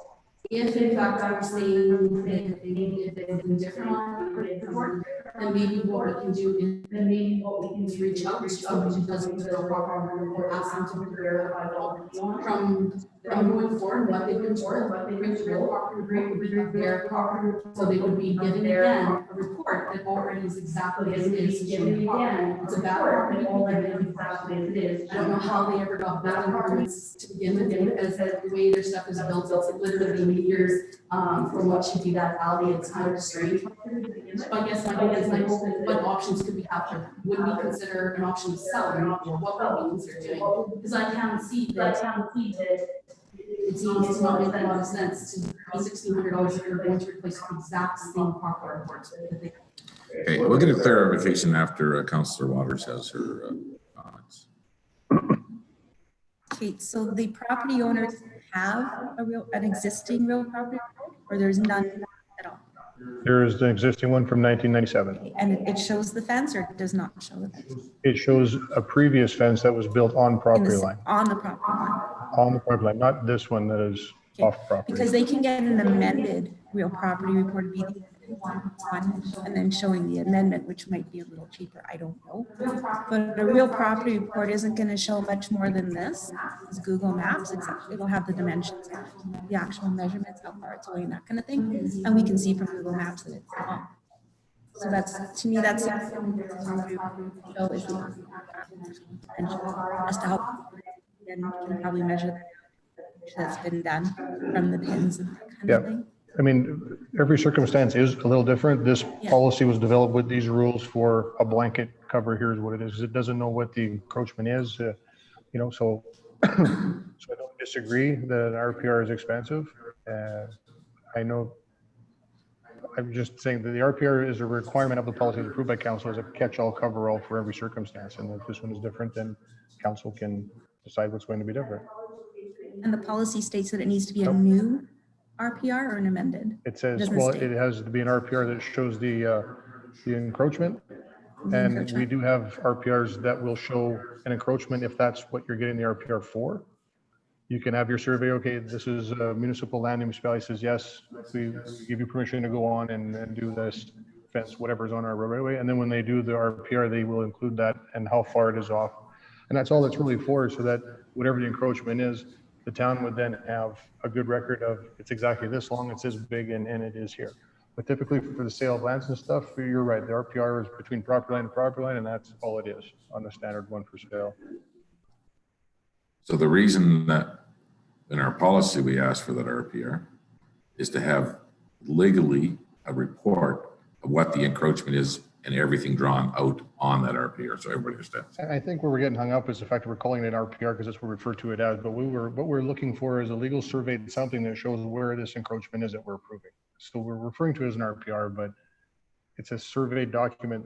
We've just been always calling it RPR, but because I don't want to get caught in the, you know, an RPR is this or is it that? All we want is something surveyed that says, here's where the encroachment is in relation to the town's road right away, in relation to your property legally. But if we want to change the policy on that, we could.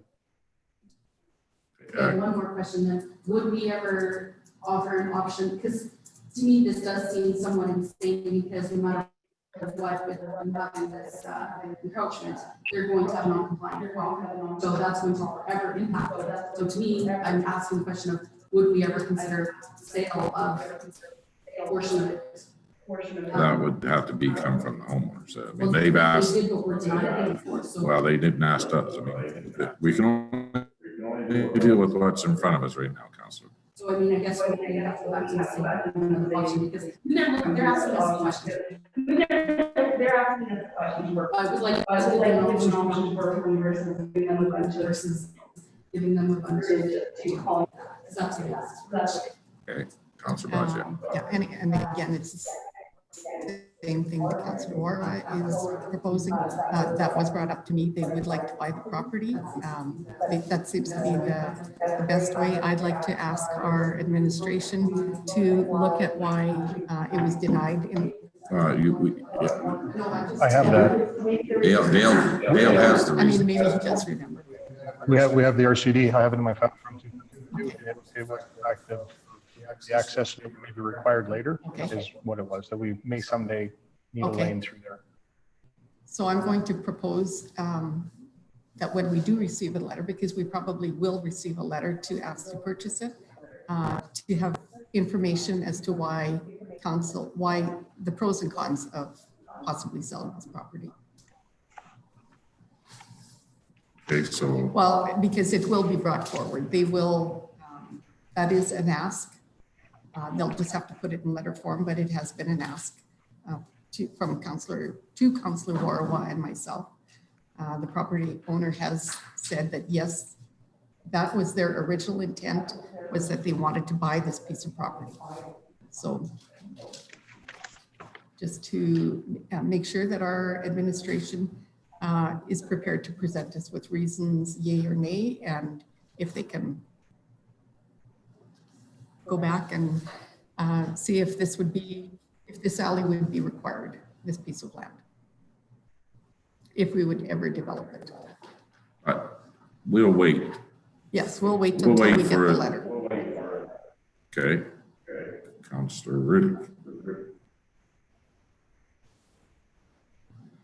So I think what I hear my colleagues saying is that preventing further red tape with public utilities. 20 years ago, the answer might be different today.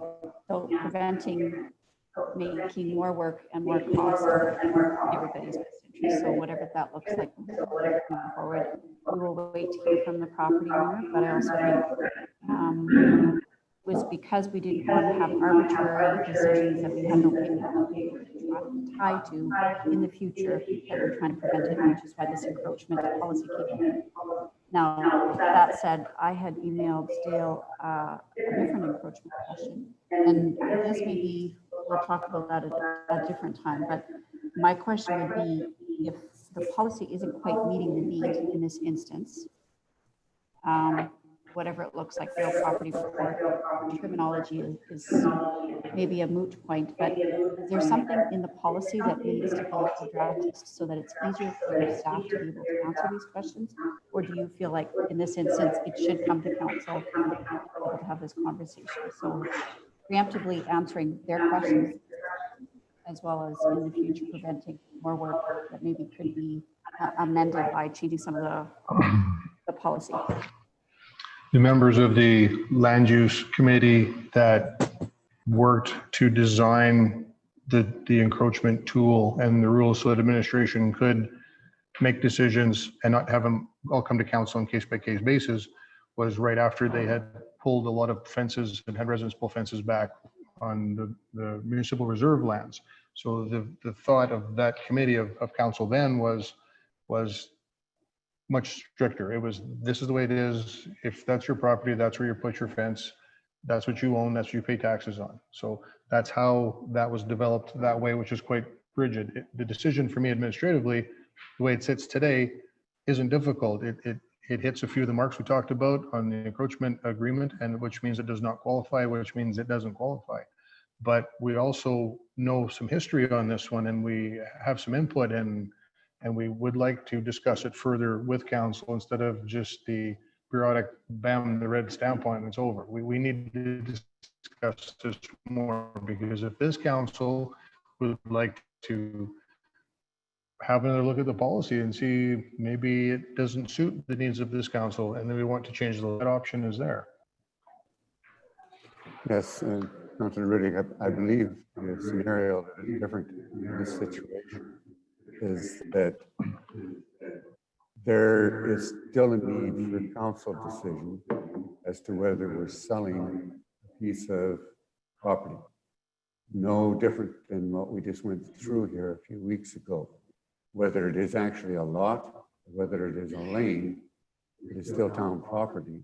So it has to now fall into some of those other policies as well, in which case we would need an appraisal, which would require a survey in order to tell us what size of piece of property are we gauging the price of if we do decide to sell it. So many of those things still fall in that isn't just a straight administrative yay or nay. So I think that is the reason why it is coming to us. It's not per se the policy that exists, it's the number of policies that may exist. And as much as I don't like red tape and neither, that is one of the problems that we have. It doesn't fit the scenario of just completely saying no, never, because it's not a reserve. And it doesn't fit the policy of saying, yeah, sign here, because we still have to have more information as to what would be the cost of selling a piece of property. We've gone through that just a few weeks ago, where we needed appraisal, we needed to follow the policy. So I think what we need to do is sit and wait. If the resident is interested in making the purchase, they have to write and make the offer. And then we can take and apply the other conditions and come up with an agreement. If it is feasible to sell it, I have no problem selling it. But we need to take those things. Okay, so right now the question was, they want to enter into it. So that's what we were working on. When the policy was written, there was a little bit of leeway left in there for admin to make some decisions. This was a bigger decision than what the leeway that was written for. This was, they needed to bring it here, and we can only go by what the policy is, or we change our policy. That's what all we're talking about here. But the fact that there is a feeling in the room that maybe they would like to make an offer to purchase it, the fact that we needed a real property report or some paper survey, always be here. Because we need to know exactly what the encroachment was that we entered. Somebody needed done good. That's because it represents security for the town. So that is something that no matter what, the policy can never be removed. Then we have to address what they're asking. I agree with that. But then we need to not just say, because they're asking where to go from there. So if we're saying that they can actually get a real property report that has this, then we need to go back and tell them that. And if they can have something from someone saying they can't do it, because that's what the issue to me that they were saying right now. They were told that the property report they would be exactly the same. So that's what I guess I would like to, as far as what they make first off, and that's their business. After, but we need to be able to go back to them and say, our understanding is you can do it. So it's called a survey plan. I'm sorry. Instead of RPR, let's call it a survey plan and everything's gonna work. Yeah. But that needs to be, I don't care what we're calling it, that needs to be put back to them, because right now they went and asked for something, we get back and said, well, I can't get that, what we use. So if there's something else they can get, then that's what we have to tell them first, right? Because otherwise, I too would pay for the exact same report that. But that's the reward report, it's the same thing, it's the reward report, right? Yes.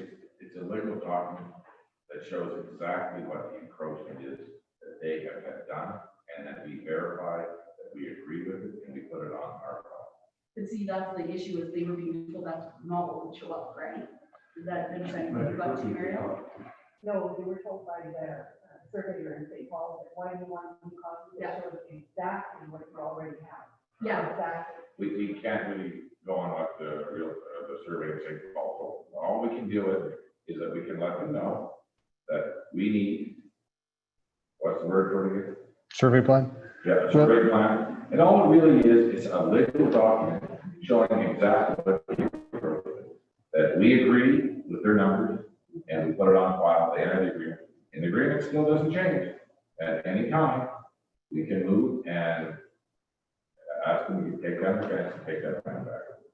So we have this question in front of us right now, but do you want to wait to make a decision on this, or do you want to take it back, or do you want to get a hold of the residents and give them some more information?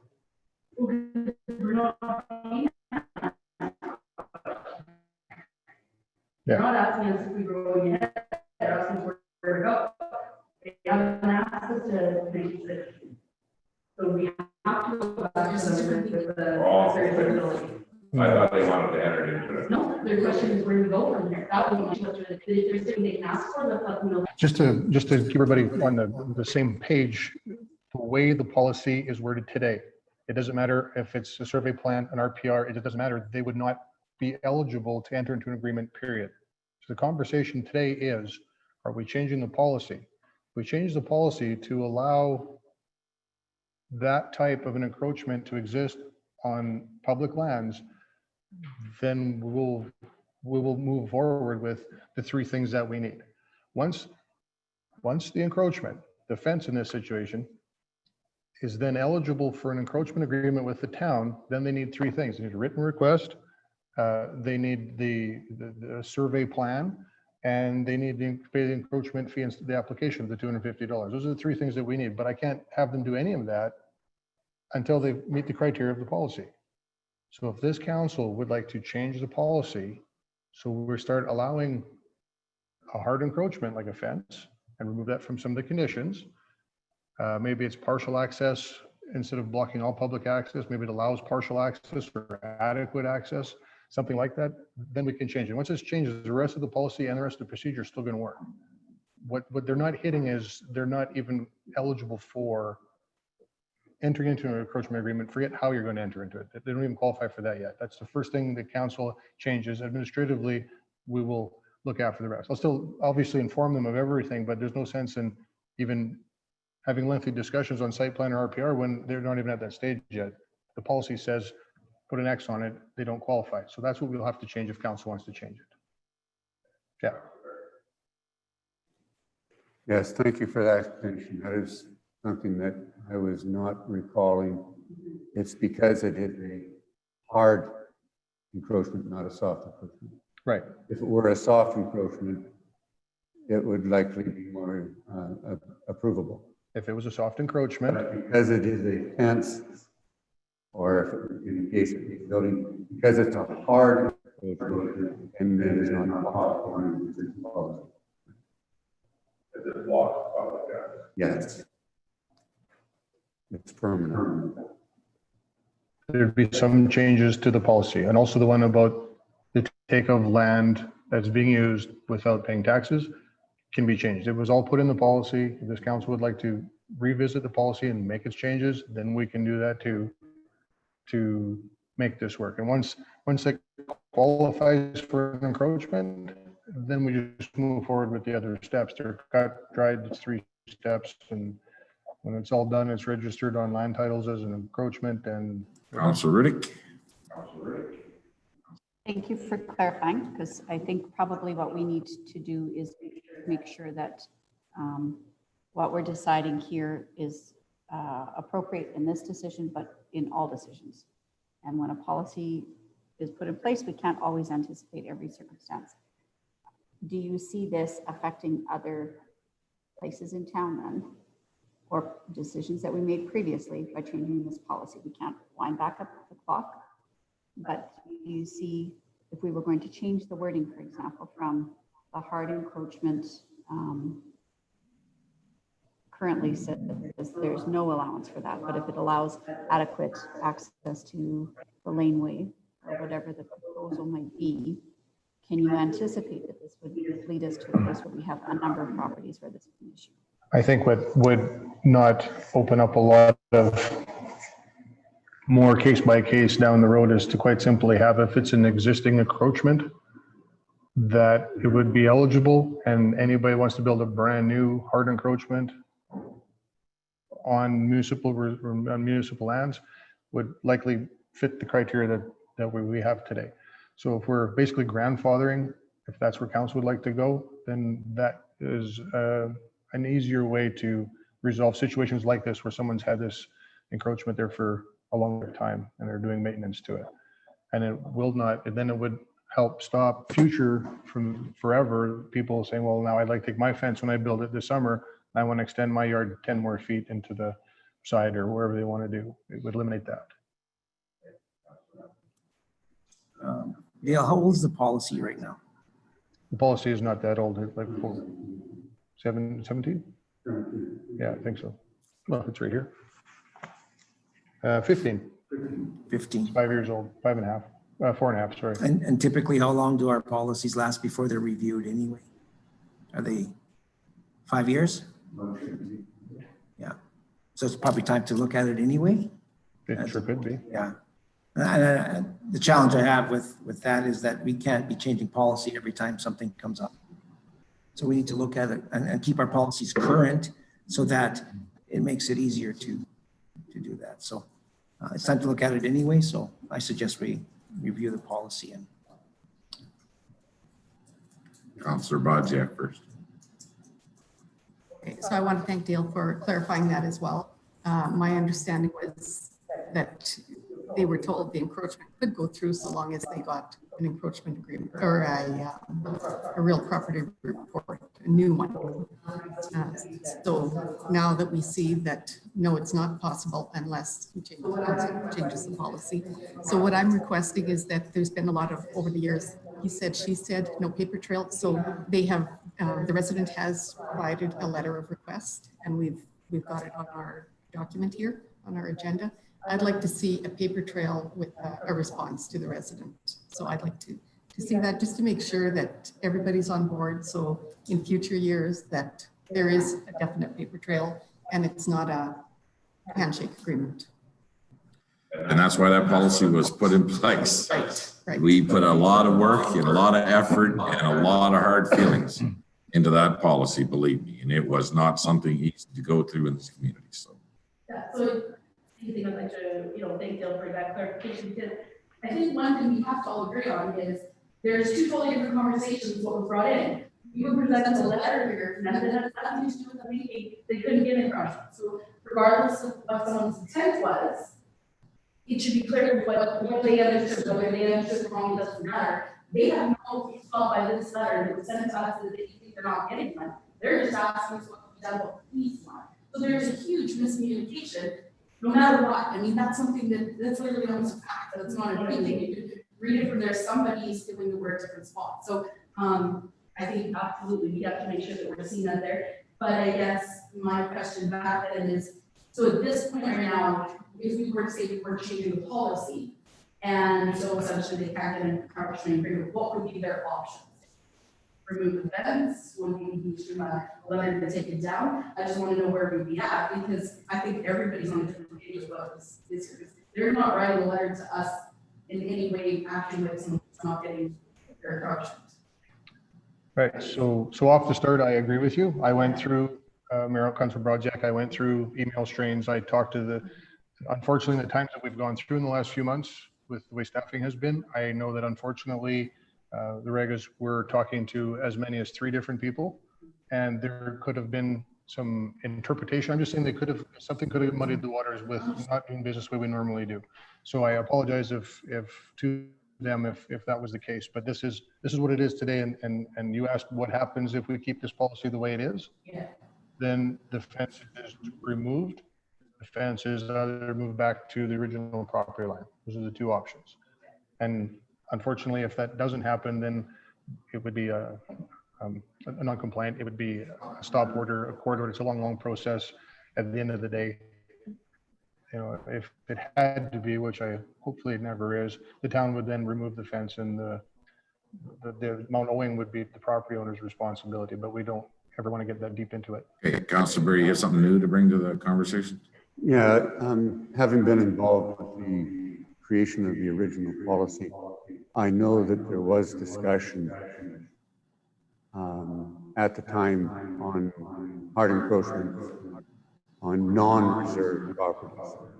And because the biggest issues of the time were encroachments, hard encroachments on reserved properties, that was the concentration. I know there had been some thought that if it was on the encroachment of our lane, that there had been discussions of looking at that on a case-by-case basis. But I don't think that got spelled out in the policy, because, as it was pointed out correctly, the committee at that time looked at it much more black and white, because of what it was being faced with. So I think that is the situation, is where an encroachment is on a piece of lane that is not being used, then I think maybe the consideration should be different. But the existing policy, I don't think, is allowing it. Sure, it doesn't. So I do believe that the exceptions to the policy should be granted by council. Okay, well, again, I do believe that the letter asked what they could do about it. I know they wanted maybe to eventually enter into an agreement on an encroachment. We all know where we stand right now, where the policy stands. We'll get back to the residents and let them know that it would probably take a change of the policy by council for us to enter into this agreement. And what if that happened, what their cost would be, or what the expectations they would, this survey that we would need. That's what we can do right now based on the letter that we've received. So, okay, is everybody good with that? Okay, thank you, Dale. And I know that, you know, I know it's not been easy. I know they've talked to 3 different members of your department, and then they were working at home. They weren't, they were in, they were out. But it comes down to that, you know, they're residents and they would like to clear this issue up, and we will make some decisions and we'll see what we can do. So, okay, thank you. Moving forward.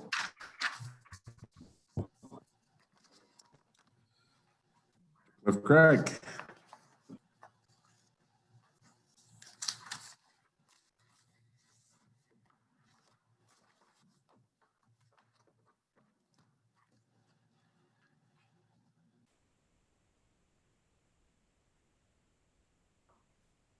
Okay, the first item is the Municipal Stimulus Grant Program. And the outline in your, or the attachment in your agenda shows that Vegreville is eligible for $678,505. This has to be for capital projects that are not currently approved by the municipality. So it's things that we would not have done that we could use this money for. So we have reviewed this at senior leadership, and just a sec, I have to call it up here.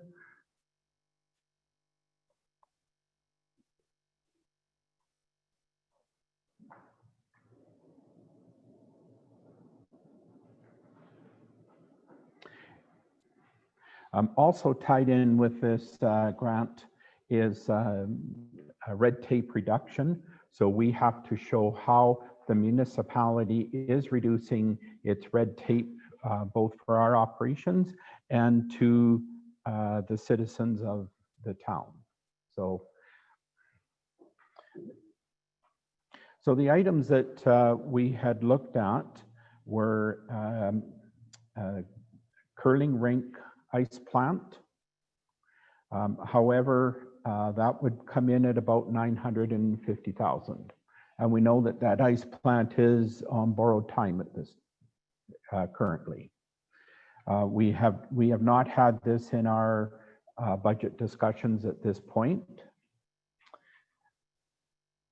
Second one would be walking trails, parks and playgrounds. They're used by many citizens, and of course it's attraction and retention of citizens as well, because it's part of the beautification of the town. We also discussed the museum center as far as putting upgrades into the building, and depending what's involved, we would also look at hopefully developing the campground at that site as well, or a campground at that site.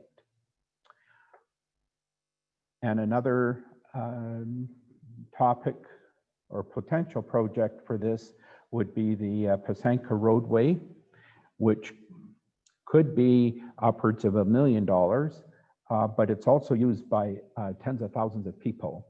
And we would look at the water and sewer upgrade in there. So these are just preliminary items that we had, or that were had at a senior leadership meeting.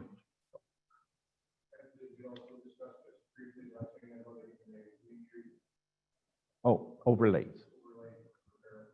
Yes, sorry. 50th Street.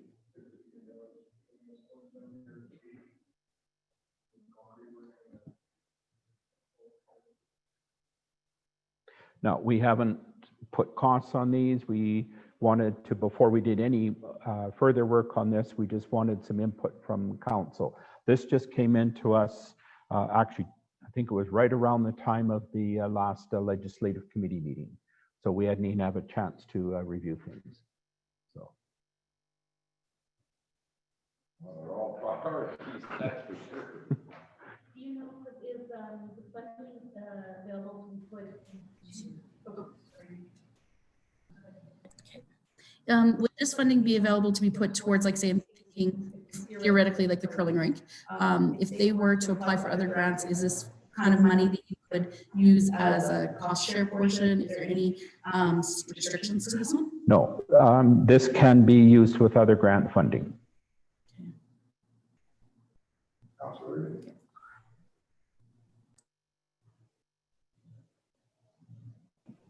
So just to be clear, this is the portion that Alberta has kicked in for grant to be able to go along with the federal infrastructure. Or this is separate because this is separate. This is the Alberta's municipal stimulus program. Yeah. This is not tied in with the Infrastructure Canada funding. No, there's only two provinces that have actually kicked into have kicked in money to be able to match some of the infrastructure money that the federal government has kicked in. And I thought this was it, but maybe this isn't the correct name. My understanding is that it needs to be, I was trying to find my piece of paper, but it needs to be expended by the end of 2021. It needs to not, you need to be able to demonstrate that it's not increasing red tape or increasing your tax. That's correct. You also need to be able to demonstrate that it is creating work locally and some other criteria, which is potentially challenging.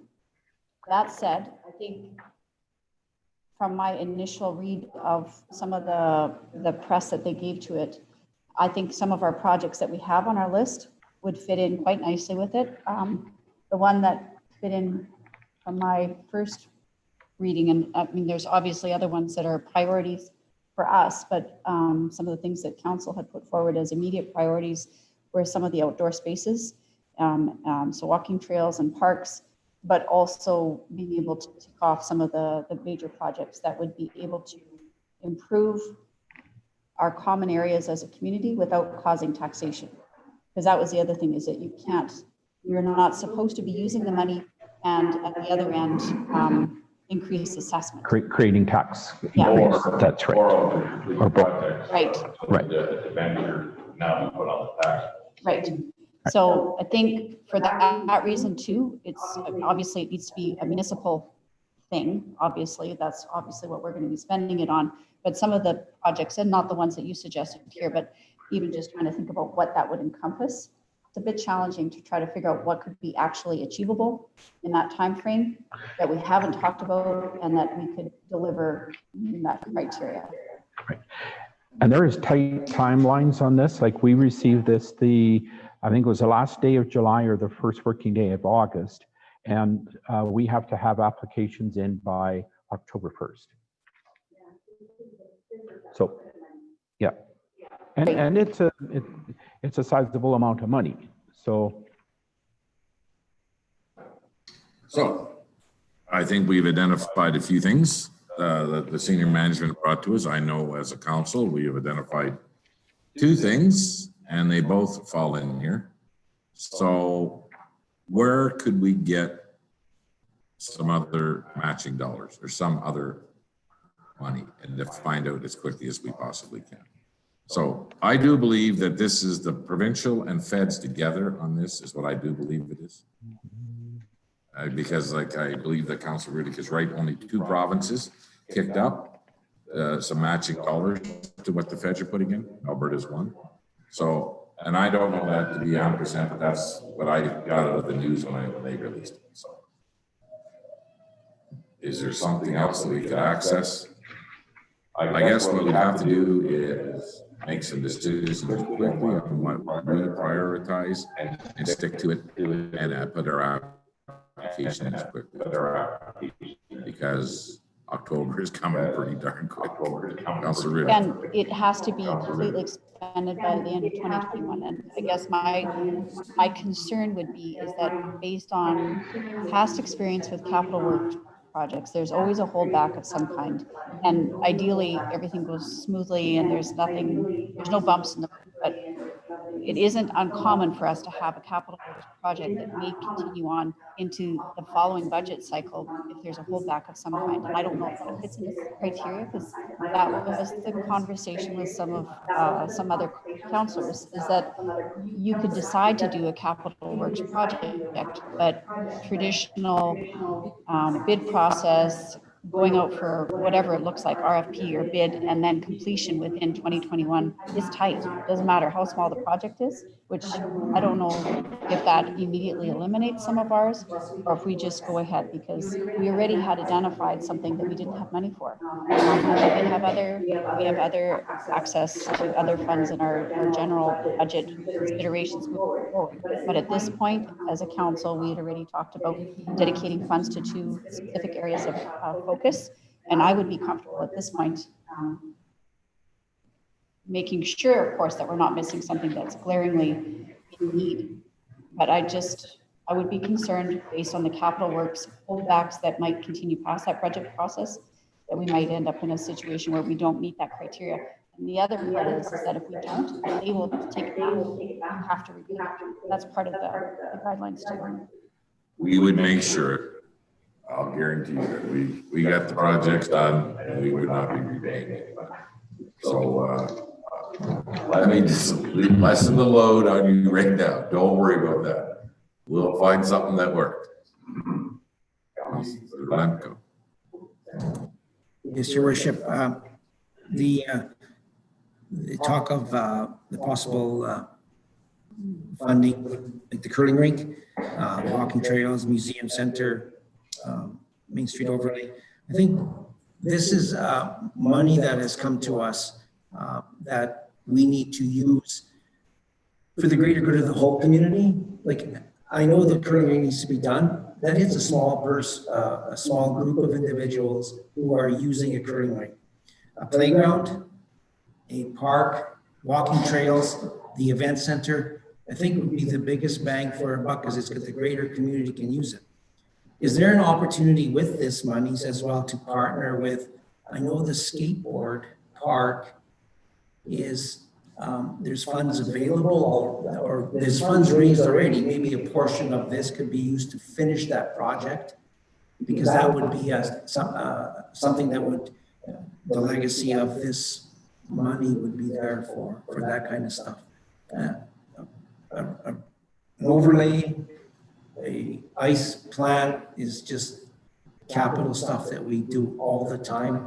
We don't do playgrounds. We don't do walking trails. We don't do parks. We don't do anything because that's Okay. the last of the thing. You'll have your chance to sell your opinion. I'm selling it now. Yeah, I can see where we're going here, so, yeah. Councilor Roy, will it be something of your personal interest or? Okay.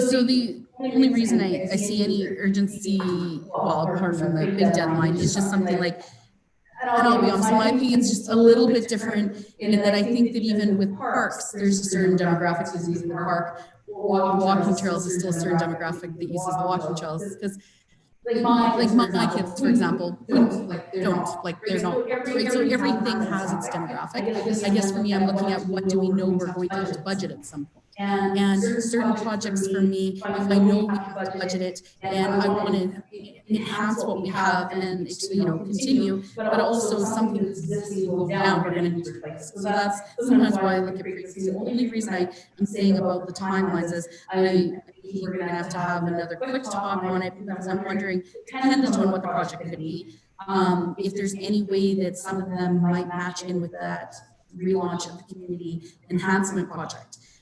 Because that has a deadline now, September 15th, it opens up for another relaunch. So what I'm looking at is, say we were, again, I'm sticking on the government because it's an easy number. If we were looking at this and then them being able to, the difference of 300,000, being able to get half of that out of the community enhancement. I just think there might be a couple of grants closing in September that we might need to make some future decisions, regardless of which one we want to go. But I just know they relaunched a couple of other grant projects. Okay, Councilor Berry. Thank you, Your Worship. I know you're anxious to speak on this as well. I'm not speaking at this moment. I'm going to echo Sir Lemko's interest because we've often talked about green spaces. And when we did a joint study with the University of Alberta Department of Health, and we looked at a document, put together a document, what makes Vegreville a healthy and safe community, the number one thing the residents were expressing is green spaces, walking trails. I would echo the aspect of the skateboard, bike park. Those things, as we say, are not magnets to as saying those here. These are things that we have talked about playgrounds for number of these municipality areas more than once. We always fall off our budget, mainly because we have a lot of potholes back alleys. But if this is money that has the opportunity to put into beautifying the community and making it a healthier, safer, more attractive community, I'd be in favor of it. Okay, well, I think we'll shut down the lobbying now for right now. We'll move to a serious conversation with council, and we'll look at the pros and cons of how the money best be used. And then we'll get at it as quickly as possible. Okay. We have to, if we have to have applications in by October 1st. Okay. So and we have work to do prior to that, so on this, so, okay. Okay. October 1st.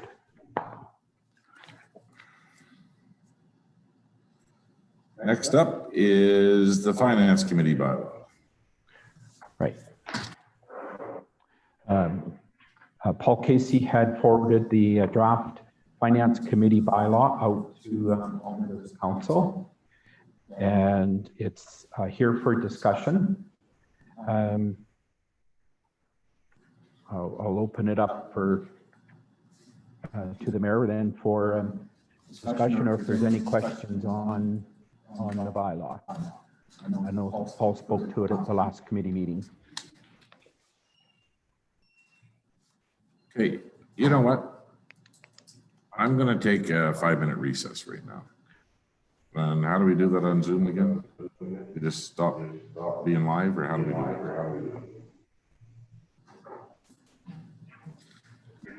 It's been here for a while. Sit down and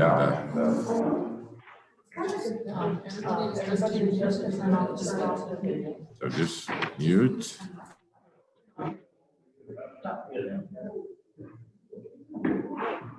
In the days of physical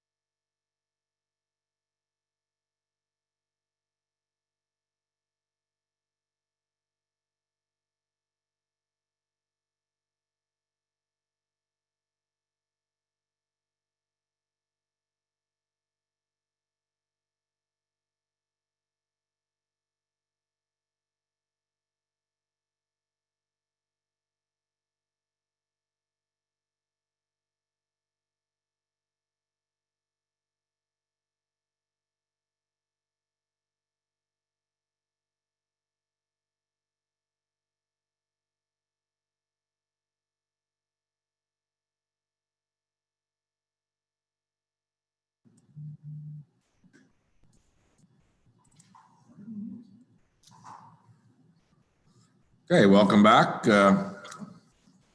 So we just had Cliff Craig giving us a report on the Finance Committee bylaw. So we're going to make a couple of changes.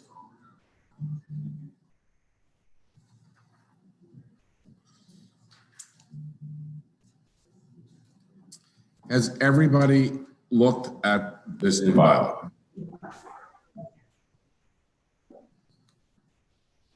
Well, obviously not, because I just asked you guys what was in it and none of you were happy about it, so.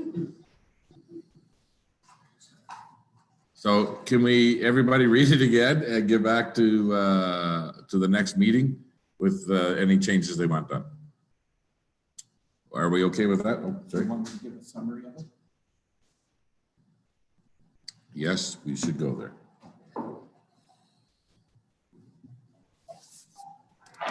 Okay, so the key points in the draft Finance Committee bylaw are that the Finance Committee would be more or less, I'll call it the Budget Committee as well. So they would represent council objectives, participate in all budget meetings, whether operating or capital budgets. Recommend to council for approval the annual operating budget and 3-year financial plan and the annual capital budget and 5-year capital plan. They would review the quarterly variance reports with actual revenue and expenses compared to budget. Review of the town's capital projects and special projects regarding percentage of completion, budget variance, any cost overruns or estimated cost to complete. Also work with make recommendations on reserve funds. The annual report would be prepared or reviewed by the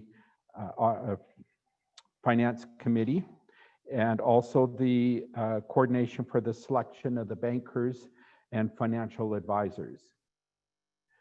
The other component within the Finance Committee would be the selection of the external auditor, and they would approve the auditor's work plan and request for changes to the work plan.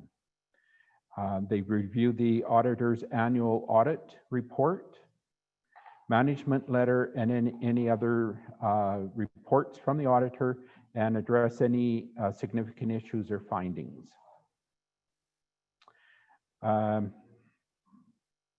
And then on an annual basis, they would also be responsible to overview the financial statement reporting.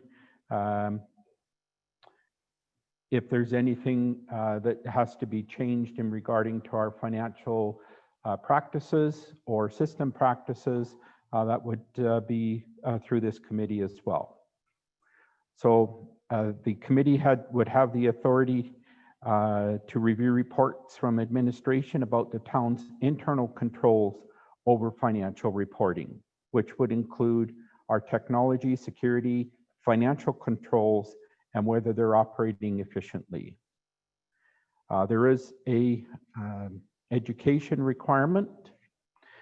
Council members appointed to the committee are required to complete the elected officials education program for municipal corporate planning and finance during the term of their appointment. They would meet a minimum of 4 times a year. We would post notice, etc. So, and quorum is quorum would consist of all 3 voting members, and it would be 3 members of council as the voting members, the corporate services director, and myself as the other committee members. Okay, thank you, Cliff. So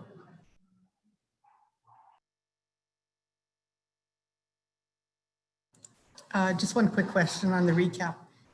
You mentioned right in the first opening, my battery's running low, that The finance committee would be the budget committee, is that correct? That was the statement that you made, or? That's correct. Okay. Okay. I just wanted to make sure that clarified that.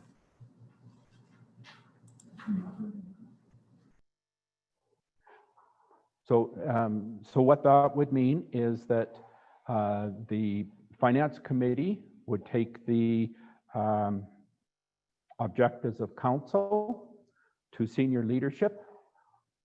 Senior leadership then would prepare the draft budget, present to the finance committee. So the finance committee, that's where I'd use the term, would be a budget committee. And then the finance committee would make recommendations to town council for both the operating and capital budgets. Okay, so that would change our budget process from what we normally do, for sure. Councillor. So I guess the other thing that I'm seeing as an issue, sorry, the other thing that might be a concern is the duties and the training requirements. So for example, the requirement that council members must have taken the elected officials education program municipal finance course. I don't know how often that's offered, but in those assembled, I don't know if anybody's taking it, and I took the previous iteration of it. It wasn't called, I don't believe, corporate planning and finance. It was finance, but would that be a hindrance to being able to set this up, or further to that, being able to meet some of this for this year's budget process, because we're getting close to that time anyways? I would have to say that it sort of misses the mark here, all the other Cliff, while we were looking at, we were putting this together. We were trying to get to a point where we would just have some oversight on some special projects and maybe have a little more input on the committee would make recommendations or go through the quarterly reports and where we're at budget wise. That's the feeling that I had going around the room. It's getting a little more in depth than what the bylaw is right now. And I'll guarantee you that nobody in this room is going to sit back and miss a budget meeting or wait for recommendations from 3 members. And I understand that it would be a little easier for a senior admin to try to just convey what the direction they feel to 3 members and then take it back to council. But I myself would not be in favor of that type of the budget situation. Process, sorry.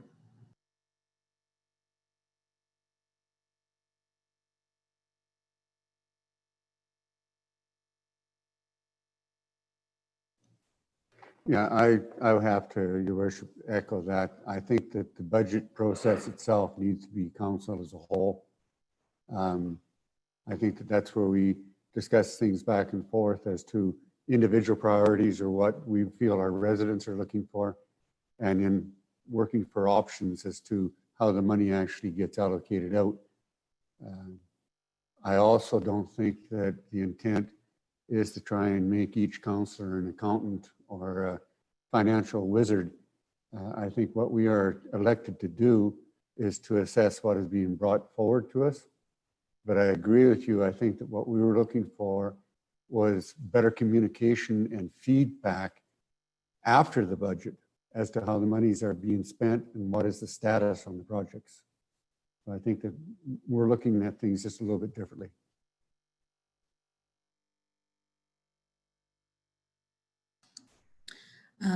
Pretty much mine is the same thing. Unfortunately, this was a little surprising when I received it because it wasn't at all what I thought we were working on. Literally, I was looking at an ability to have a committee that when we did projects that weren't within our norm, any one-off projects, big projects, special projects, that then council would have a minimum of 1 or up to 3 representatives that would be in on that, not to change the budget process. And I just don't feel like having any councillor step out of the budgeting is the right thing to do, especially when we're all going to get calls from our residents on the decisions we make. So I wouldn't be in favor as is. Okay, so we'll go back and we'll rework that, and we'll give you and your team a little bit of help the direction we want to go on that. Okay, thank you. I guess you're doing this next one too, Cliff, is tax sale, the reserve bid.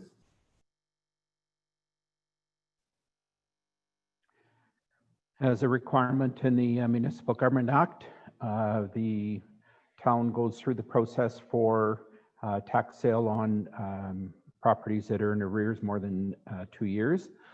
We've gone through that process, and we're at the point now, the properties listed on the request for council decision are the ones that are on the 2020 tax sale.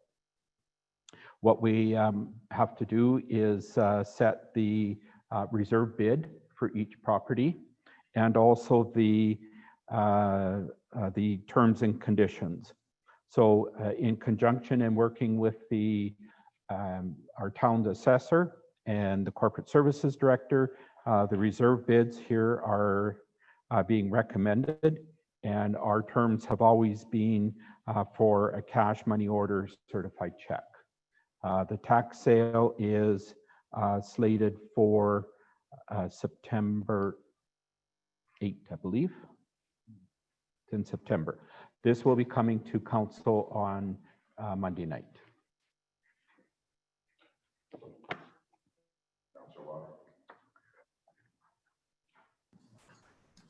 So I know the ideal would be to have those taxes paid up prior to the 8th. What we would like to see, but just with the reserve bid, you know, Ray Cruz does a lot of work for us, and I truly appreciate what he does, but those reserve bids seem a bit on the high end. Just wondering where he got that information from, what sales he's used, that kind of thing. Okay. I've worked with Ray on a number of things in the past, but on reserve bids, and the feeling is that it's easier and it protects the municipality if the reserve bid is set on the higher side, because if we are to sell the property, it's to be as close to fair market value as possible. So the only guideline we have by having an appraisal done on each property would be the assessment.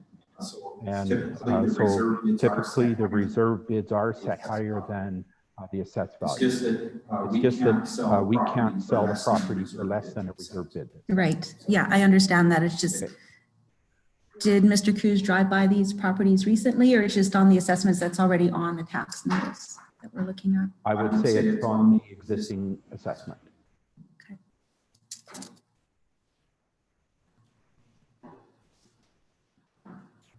Well, it would be kind of hard to sell them if their way a reserve bid is a lot more than what they're actually worth. I feel they are, most of them.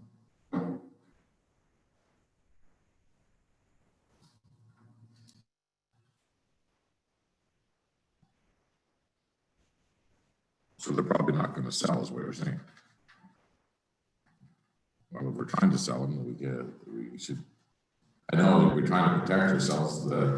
We can't sell them for anything less than assessed value this year. Fair market value. The properties have to be sold as close as fair market value as possible. And that's stated in the MGA. But with the reserve bid being where it is, and market values on some of these properties being lower, in my opinion, sorry. I can have a discussion with our assessor prior to this going on the council agenda to verify his reserve bids. I just have one more question. The last address, is that correct? Should not be on 51 Avenue? So it looks like the pricing is on a vacant lot, but the address is on the structure? Yeah, it's on the post office. Nope, nope, block up. Wrong block. I'll verify the addresses. Thank you.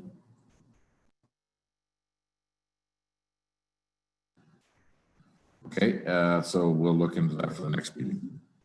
So next up is our draft drug and alcohol policy.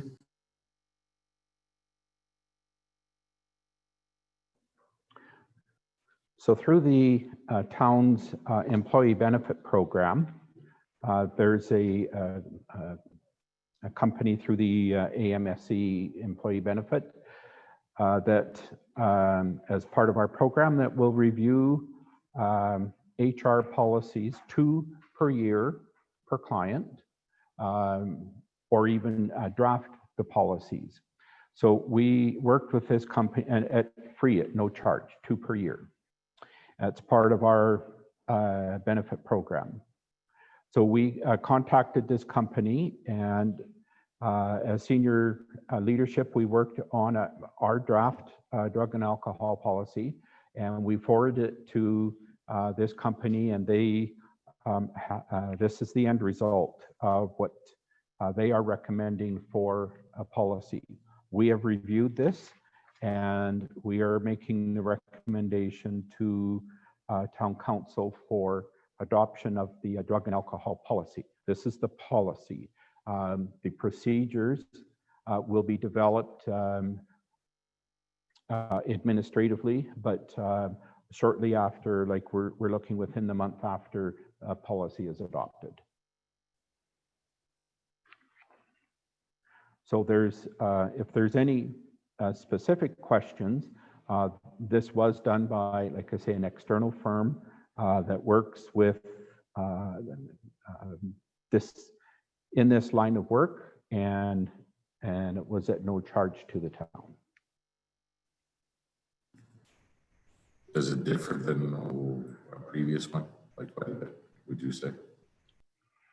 Yes, very much so. And would that be in the expectations of a rehab and distance and time spent trying to rehab an employee? Not necessarily, but there were certain things that were brought to light in that specific instance that a lack of policy was a concern to us, because our policy did not cover things, and it was an older policy, and trust me, it was nothing to the extent that this is. So this brings us up to current standards, and also, especially in the last few years, has been legislative changes on the whole drug and alcohol policy provincially. So, yeah. Anybody have any thoughts on the policy itself?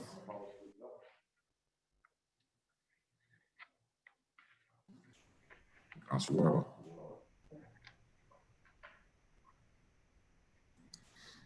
I guess I think it's really important to update the policies a bit. My concern is always in how much liability or what we could potentially open up for the town. So I have some concerns when we have long, or sometimes the more wordage there is towards treatment and accommodation, the more you can tie yourself in. So I just had a little bit of concern about that. So that my question originally was going to be if this was a policy that they've done for other places, but obviously this is kind of standardized, updated policy.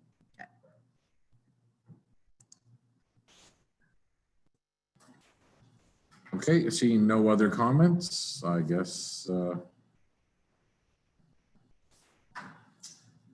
it will be coming to the council meeting for Council meeting. This will be coming to council meeting on Monday night. Okay. Next up is the Talk of the Town schedule. Okay. The Talk of the Town schedule, or Talk of the Town initiative, as you're aware, was a council initiative. And we have September, the month of September 14, or the weeks in September are 14, 21, and 28. I might as well say October 5 as well are open. So are there, now there's some councillors that haven't prepared a talk of the town this year. I was just wondering if they could let me know if they'd be interested in going ahead with in doing one within the month of September, or if there's one to the end of the year that they're interested in doing, that's fine. But I'm concentrating on September time slots at this point. Okay. Maybe we should get a hold of minor hockey and any of the winter sports programs are going to be happening. I know we're getting a lot of questions myself personally. What do I think is going to happen and stuff? It's a big talk in the community. I also can hardly wait until school starts to see what the next concern would be. I'd like to maybe bring in someone from either one school board or the other and have their thoughts put out in the community about the school reopening and how it's going and stuff. Those are two things that I've been thinking about.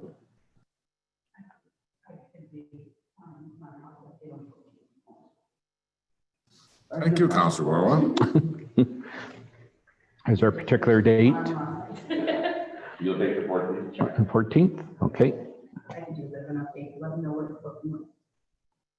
Could you also maybe talk to figure skating and any other of the winter programs and just get a little bit of input on how that will be working or if it will be going ahead? Who else has not been? Who else has not been?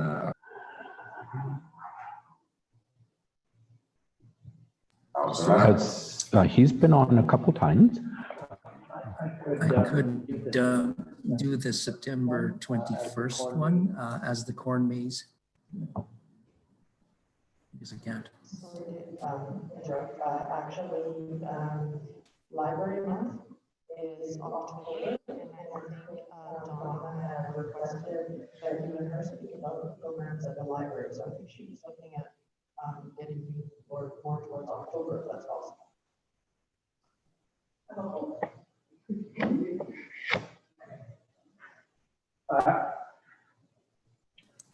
I was considering doing the corn maze to start with, and on this because the first opening day is September 26th, so September 21st would be a good segue into the corn maze. So I could do that one on the. And you'll probably go on the October one too, with the. I'll bring in a guest, special guest. Yes, you will. Okay, thank you very much. Mark me in.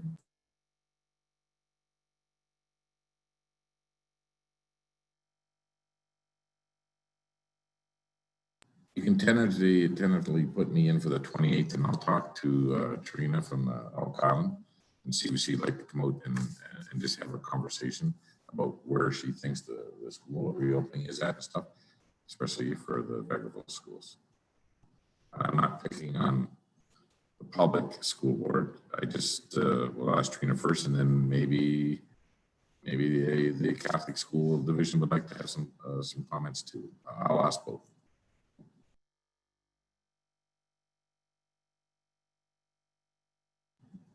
Councillor Waters. If you like, on the August, what is that, 31st, I'm doing the back to school. I can have the Catholic school with me there, see what they think is going to happen. Oh, yeah. This is what you're, I didn't even notice that, sorry. That's right. Yeah, so what were your plans? What were you thinking about bringing it? I had no plans. So I'm open. So back to school, like I have no clue what it's going to look like. I don't have anyone going to school to feed off of. Why don't you reach out to Elk Island separate school board and see if they'd like to come and talk. And then at the end of that September, I'll bring in the public school and we'll get their thoughts on how their opening was.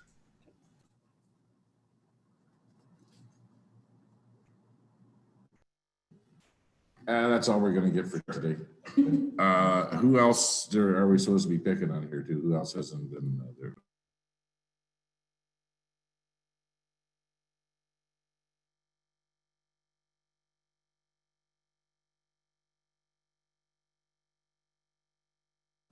So whatever the next opening date is that the 5th of October?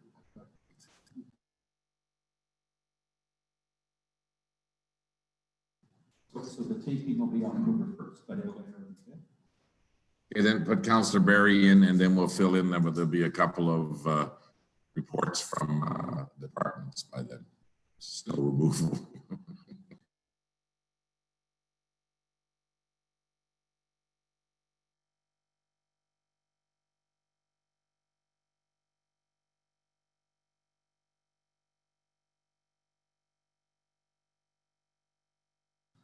Okay, well, I think that's far enough ahead, so we're good.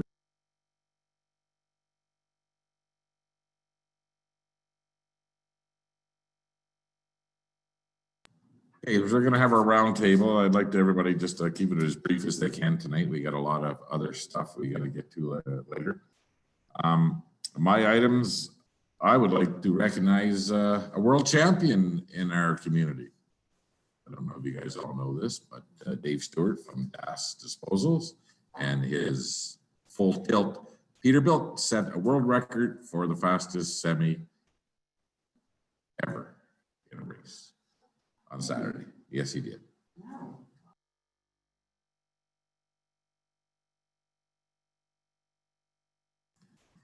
At the drag races in Kalmar, it's NHRA recognized track. So yes, we've been talking about it on the radio, and yeah, we have a world champion within our small community here, and he has spent a lot of time getting, and he built his program out here on the airport racetrack. So anyway, kudos to Dave. That's really all I got to say right now. There's a lot of other stuff going on, but we had a couple of visits from ministers lately, Economic Development Trade, Minister Furr, and the Minister of Infrastructure, Minister Panda, and everything went very well. And our MLA was pretty excited as many councillors showed up to greet them. And infrastructure made a nice announcement. They're spending some money at the research center, Alberta Innovates. And I thanked him. The longer that facility, the stretch the uses out. You know, it's a big employer in town, and just recognized around the world for some of the R&D work it does. So it was nice that they're putting some money into it. So next up for roundtable will be Councillor Warwick.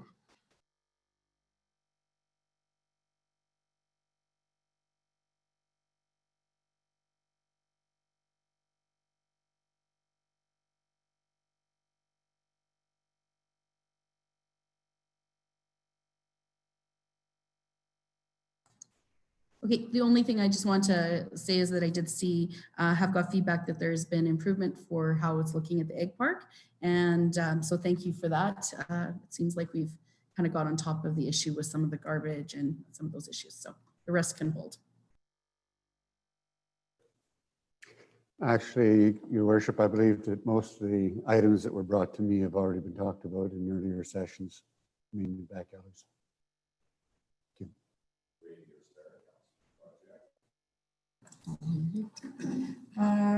I have a couple of items. One of the items I emailed administration, and it'll be deferred to another meeting. And it's regarding the trailer dump station at the visitor information. And the other question that I had was the trees on Maple Street. There was going to be 15 or 20 trees planted. And I know a lot of the residents there have seen the markings, and they're just wondering when the trees will be planted.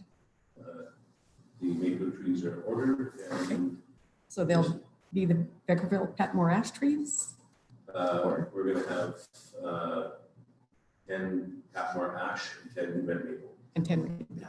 Okay, great, thank you. So I can let them know. We're going to have 10 red maple and 10 Patmore ash planted along there. So the red maple's ordered. Hopefully parks will be going in to get them Thursday. Okay, and that was the sponsorship program? Are all the trees sponsored? Yeah. And just to refresh everybody, how much were the Marvin and Margie Tomaszewski have graciously donated $2,500 towards the trees. So okay. That will cover the cost of all the trees along the boulevard. Okay, good. Thank you. I've had a few calls, emails the last couple of weeks, ranging from encroachment questions of a different sort than the one today. Fence construction questions about permits. Also had a question about our cemetery, about how and where the records are kept and who is responsible long-term. So I think I need to dig into that a little bit more, but some of their questions were about the map. Yeah, that was intentional, sorry. That if the new website has a map, being able to delineate where the plots are and who's responsible for which areas, because at this point, I know that we had invested in some software so that we didn't have the old handwritten log from the 1900s. Were those inquiries referred through to administration? This one, no. I need to forward that still, but. Okay, please do. Okay, and then we can get back to you and the person that inquired. Sure. Okay. And the last question, I was asked to provide a response from this community for FCM board that or committee that I'm on towards parity, talking about COVID-19 response and how is it affecting women specifically in Vegreville. Some of the considerations or the concerns that they're seeing in other places is gender-based violence and domestic violence increasing, and some of the financial impacts on women in the community. At any rate, one of the questions that they'd asked, and I'd asked this previously, but I'm not sure that we had a specific answer, that the number of staff that we have as our staff complement as a result of COVID to our operations. Have we laid off any people specifically because of COVID-19, except for example, recreation staff in the pool? I'm not sure. We've talked in generalities, but I'm not sure that we have that specific fact, which led me to think a little bit more. Have we done a midway check-in? We're kind of halfway through what we need to be doing, I think. I'm not sure how long this pandemic is going to go forward, but some of the things moving forward, even this grant that we have coming forward, or even the construction proposal for the council chambers, is that going to meet, for example, that new space? Is that going to meet our spacing requirements that we would have? Let's say, for example, if we had a delegation that came to see us in that space. So just curious, because it led me down that path of considering how have we at this point, halfway through, or at this point in the process of dealing with the pandemic, hopefully halfway through, almost done, where we are as a municipality, and if there are things that we still need to consider, if we haven't hired back staffing, what that looks like moving forward for our budget, and those kinds of considerations, as well as what kind of tax collection have we received at this point. I know that we heard from Mr. Casey previously that we had reached a threshold of a certain percentage of tax collection. I'm just wondering if we can have some kind of thing in the next little while where we are. Kind of a big topic, but I just wondered. As far as the staffing level goes, other than some lifeguards, I don't really think that there's anybody that we didn't bring back that were full-time. Is there anybody within the organization? The other room would be bigger than this one. And we do have that old stand by the social centers. I've thought about that. Because I'd like to host a hub meeting here pretty soon. So we need a bigger space. Okay, thank you very much. Councillor Waters. Not much from me, just observing at our egg park there, used a lot. And talking to Len from Little Red Ice Cream Wagon, he's finding a lot of families are using us as the midway point. So they'll come, have a picnic, meet up, go their separate ways. So that's great to see. So parks, walking trails, playgrounds, just gonna stick that in there real quick. Very important. Surprise. So no, and yes, the park is looking better. We're getting a good handle on that. I appreciate that for sure. And it's good to see all the different people coming in, and they're also venturing downtown. They're going for the walks. They're checking things out, warmer days, that kind of thing. So staycations are great. I concur with my colleague sitting to my right. I have some questions for Dale and a few questions for Phil. I'll go with Dale first. The Muslim community is asked once again regarding the space at the cemetery for their purposes there. So is there something we can do? How would we set that up to talk with them? And is that something, so ponder that so we can talk about it. We have pondered it. Has been brought up by council to myself probably 3 times in a year, but I have never been approached by anybody from the Muslim community ever. So I have a contact for you, and I'll pass it on to you, and then you can follow up with that gentleman from the community.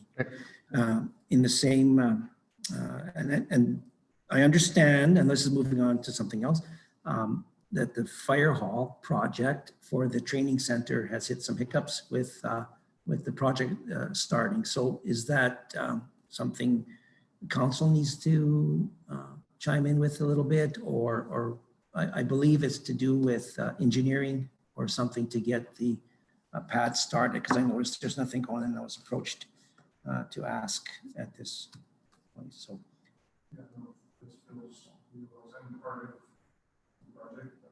Okay.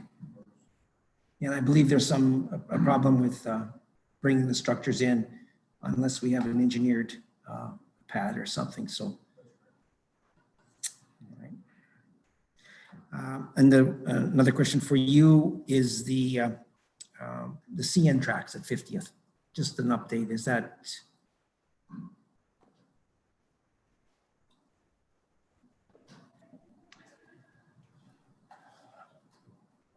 I have been given some information from the town manager as for other contacts from our MP possibly that has contacts with CN. We have a string of emails going back from January and February, and there's just a whole lot of not much happening. They just finally did email us back. Yes, they go a month without, and I'll check on it, be back to you in 2 days, go another month. So now what they've informed us of is that the for 50th Street, which we're waiting for. I'm not sure what that means. And I also know that we ordered that in February and paid half of the cost upon ordering. So it is slow. We're struggling. We're just struggling. We reach out because we are also getting towards the tail end of the construction season. Yeah. So I wish I had more information for you. No, I thank you for that. I just wanted to know what it was. Moving on to Phil, the Muslim community and their cricket pitch.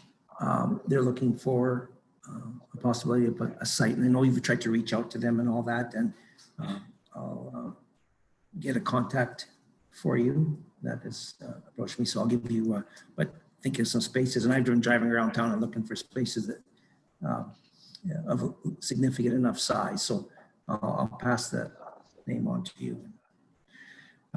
The flags at each end of the banner flags at the high school and at the egg park. There's 4 poles and there's 1 flag flying. Is there something that is? Are we A flag banner? or The banner flags that we have. Banners are falling under communication, so I know Caleb has been working on some plans for a banner system that's also going to tie into the wayfinding program. So I'll work with Caleb and see if we can get some more banners up there and see what we have available. Do we usually run the banners in the wintertime, or do we have flags there? So there's flags and then there's banner poles below the flags. Yeah, the Flags are right now. flags are there, but the banners aren't. There's just like there's 1 banner on each of the, like in total on 4 spots. So it's on each end of town. So it's kind of like either have 1 banner or none, or all of them. Like have 4 or none, because it doesn't look, and it's faded as it is, so it just doesn't present well. So. And then status of the walking trail behind No Frills. you said that was gonna start when it gets a little bit drier. So. Still full of water. Okay. They're expecting probably sometime in mid-September to be able to start draining that, depending on if we get any more rain. I am going to try and work on some plan as how we can the most easiest way to drain that before the winter time. So it does come with a lot of challenges. It's actually a lot more water than I certainly expected. So. And the walking trail at the Egg Park by the bridge. I know that again, some of the boards in the bridge on the new bridge are starting to stick up, and there are a potential tripping hazard, and as well as the gravel there. It would be just nice if we finished that little piece off to tie in, as it was there before and now it's not there. So anyway, that's, and an update, the corn maze is going ahead, starting on the September 26th, Saturday and Sunday. There'll be 4 weekends, first 3 weekends in October, Saturday and Sunday, 12 to 6. Each weekend is a themed weekend. So the first weekend will be children.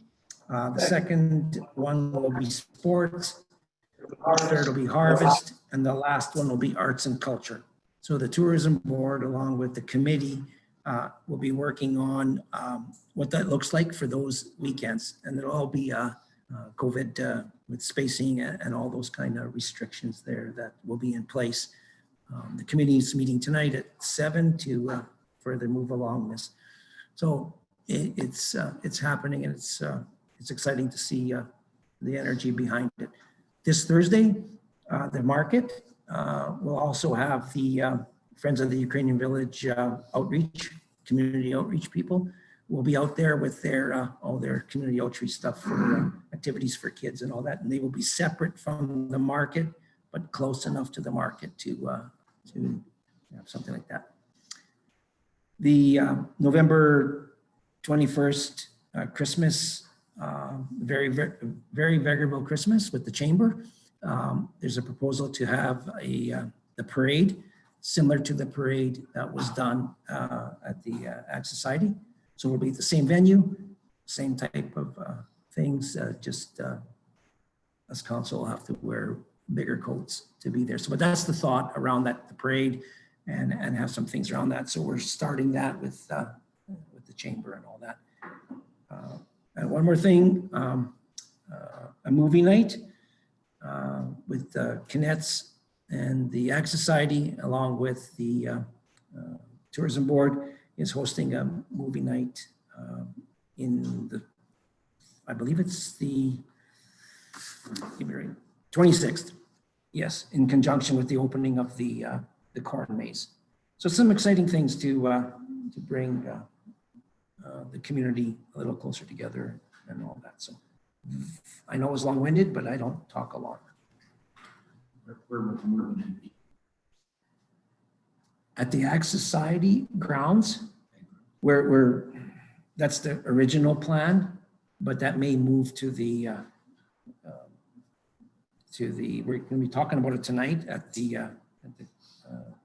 corn maze committee meeting, and it may move to the corn maze.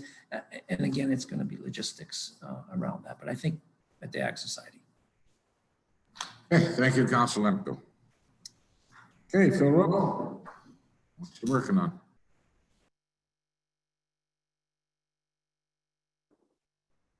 Thank you, Your Worship. A few things. The town received a surprise inspection from Alberta OH&S on August 6th to our pool and fitness center related to all related to COVID. The town did exceptionally well in the inspection. The areas that were inspected were the front desk, entrance, washrooms, weight room, cardio room, racquetball area, and lunchroom. There's 2 minor administrative orders that were issued by Alberta OH&S, and both are around documentation.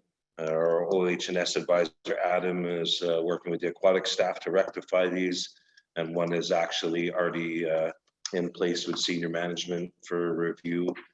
Basically, all our facilities have to have a guidance, our own internal procedures on COVID cleaning, so that that process has been put up to the senior leadership group for review, and then down to the staff. That leads me to some council discussion on opening of our facilities. Mainly with school starting, the question has arose, and I know a lot of councillors are getting questions about opening of facilities for youth activities.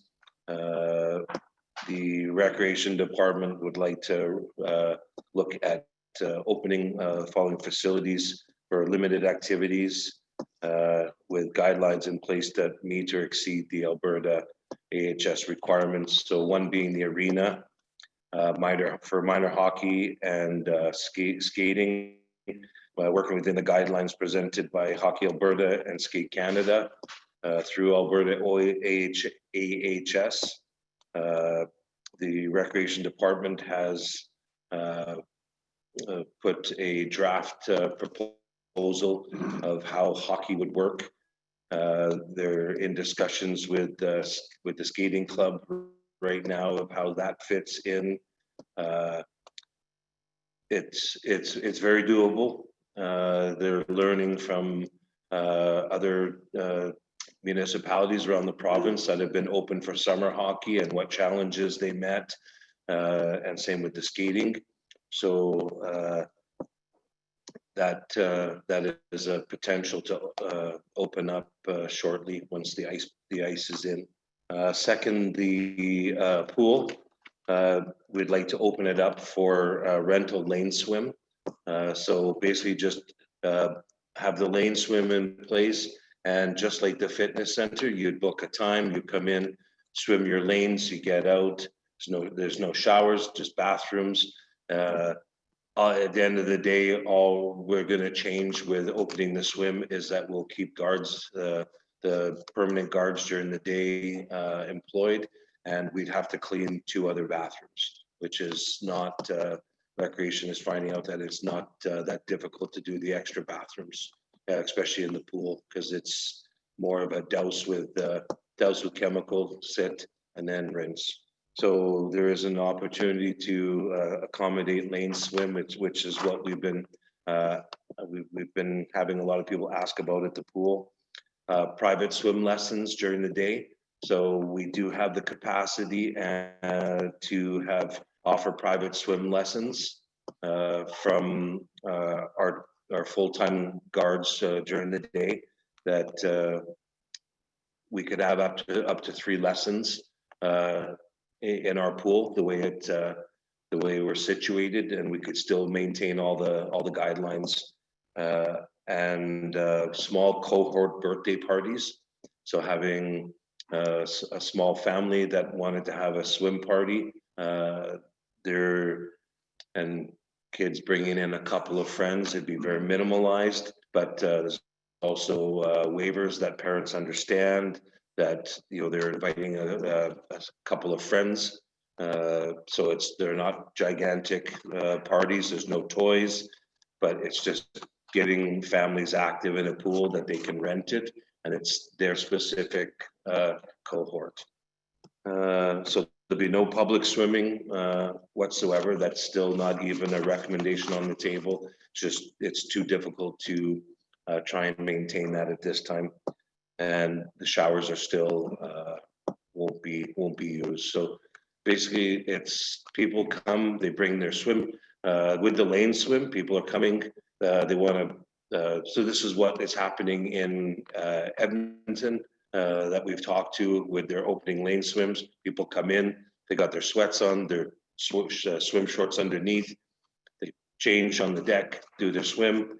They finish their swim. They go into the bathroom, dry off, put their sweats back on, out the door, and they had an hour to swim, and the cleaning is basically just and ongoing cleaning on the deck. And again, you're surrounded by chlorinated water. The biggest challenge again is just booking, but they found with the racquetball and the weight room and the cardio room, the booking is going very, very smooth. They've had only a couple of small complaints, but it's other than that, it's doing very well. It's being well used throughout the day. So we'd like the opportunity to now try with the lane swim and the private lessons and birthday parties. And again, it's keeping our full-time staff employed, and we won't have to look at other options, because the splash park is going to close down eventually here within another month and a half. It's going to start getting colder, so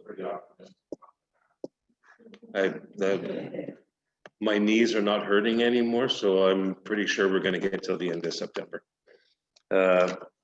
Social center, we'd like to start considering renting, opening up the social center for rental use under the full guidelines. The maintenance of COVID guidelines is put onto the renter, not onto the town. So if somebody wants to rent it for a wedding, here's the guidelines. It's up to you to maintain them. And that's everything from, we will distance the tables when we set it up. This is the amount of maximum people that can be allowed.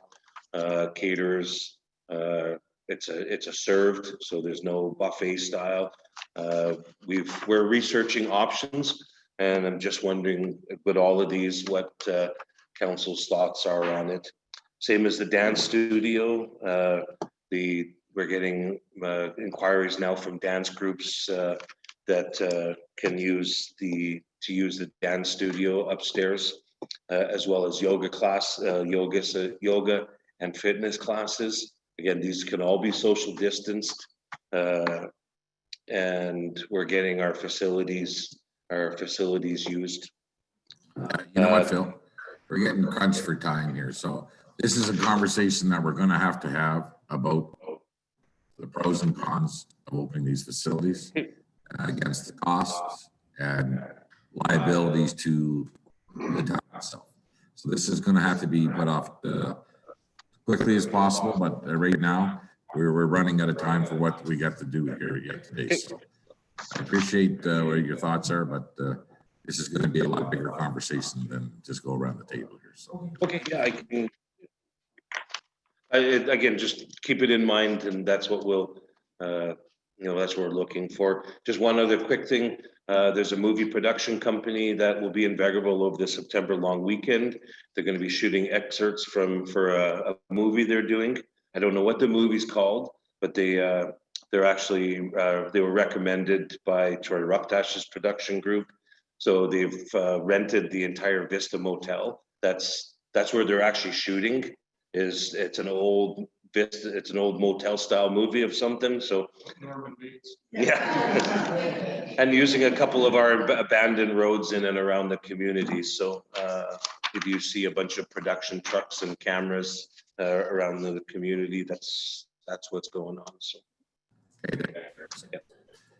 Dale, what's happening? I will make it quick, Your Worship. Apparently I have an encroachment policy to start on. Some lane rehab. Actually, Capital Works is, after about a 12-day pause in production, we're back rolling again. In fact, in the last 2 days, they've just about bailed out 4 complete blocks. Tomorrow will be a lot of action because we're going to prep the sub base with concrete stabilization. All 4 blocks, all one hit tomorrow. Get it all done at once, and then I don't care what it does for weather. So that's good news. We'll be cooking along there. And really, the rest of you guys want information, just call me, because we do have things. Okay, thank you very much. So fine, we're good.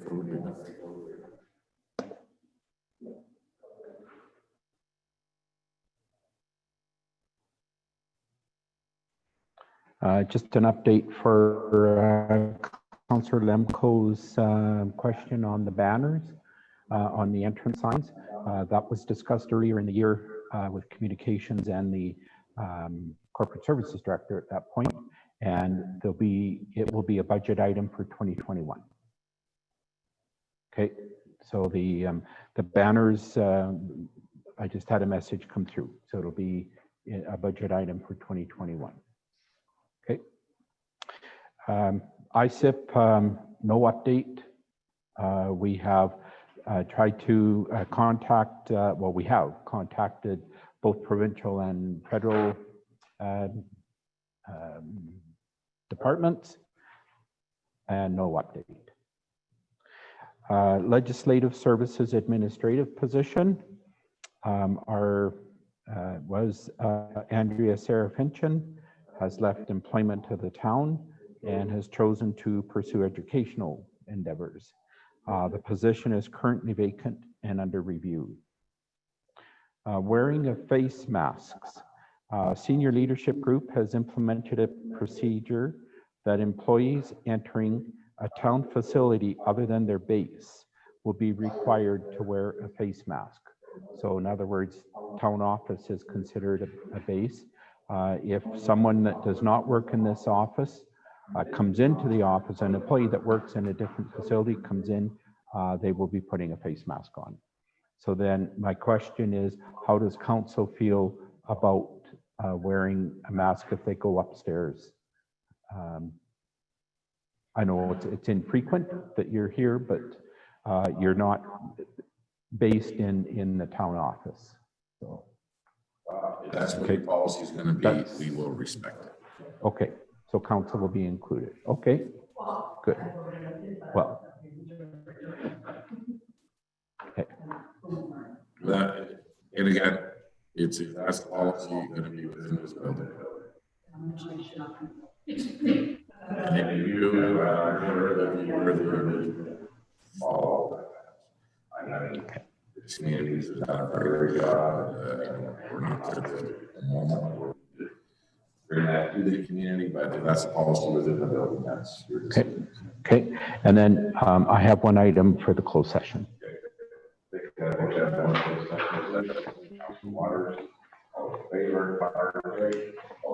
everybody for watching. Thank you everybody for watching.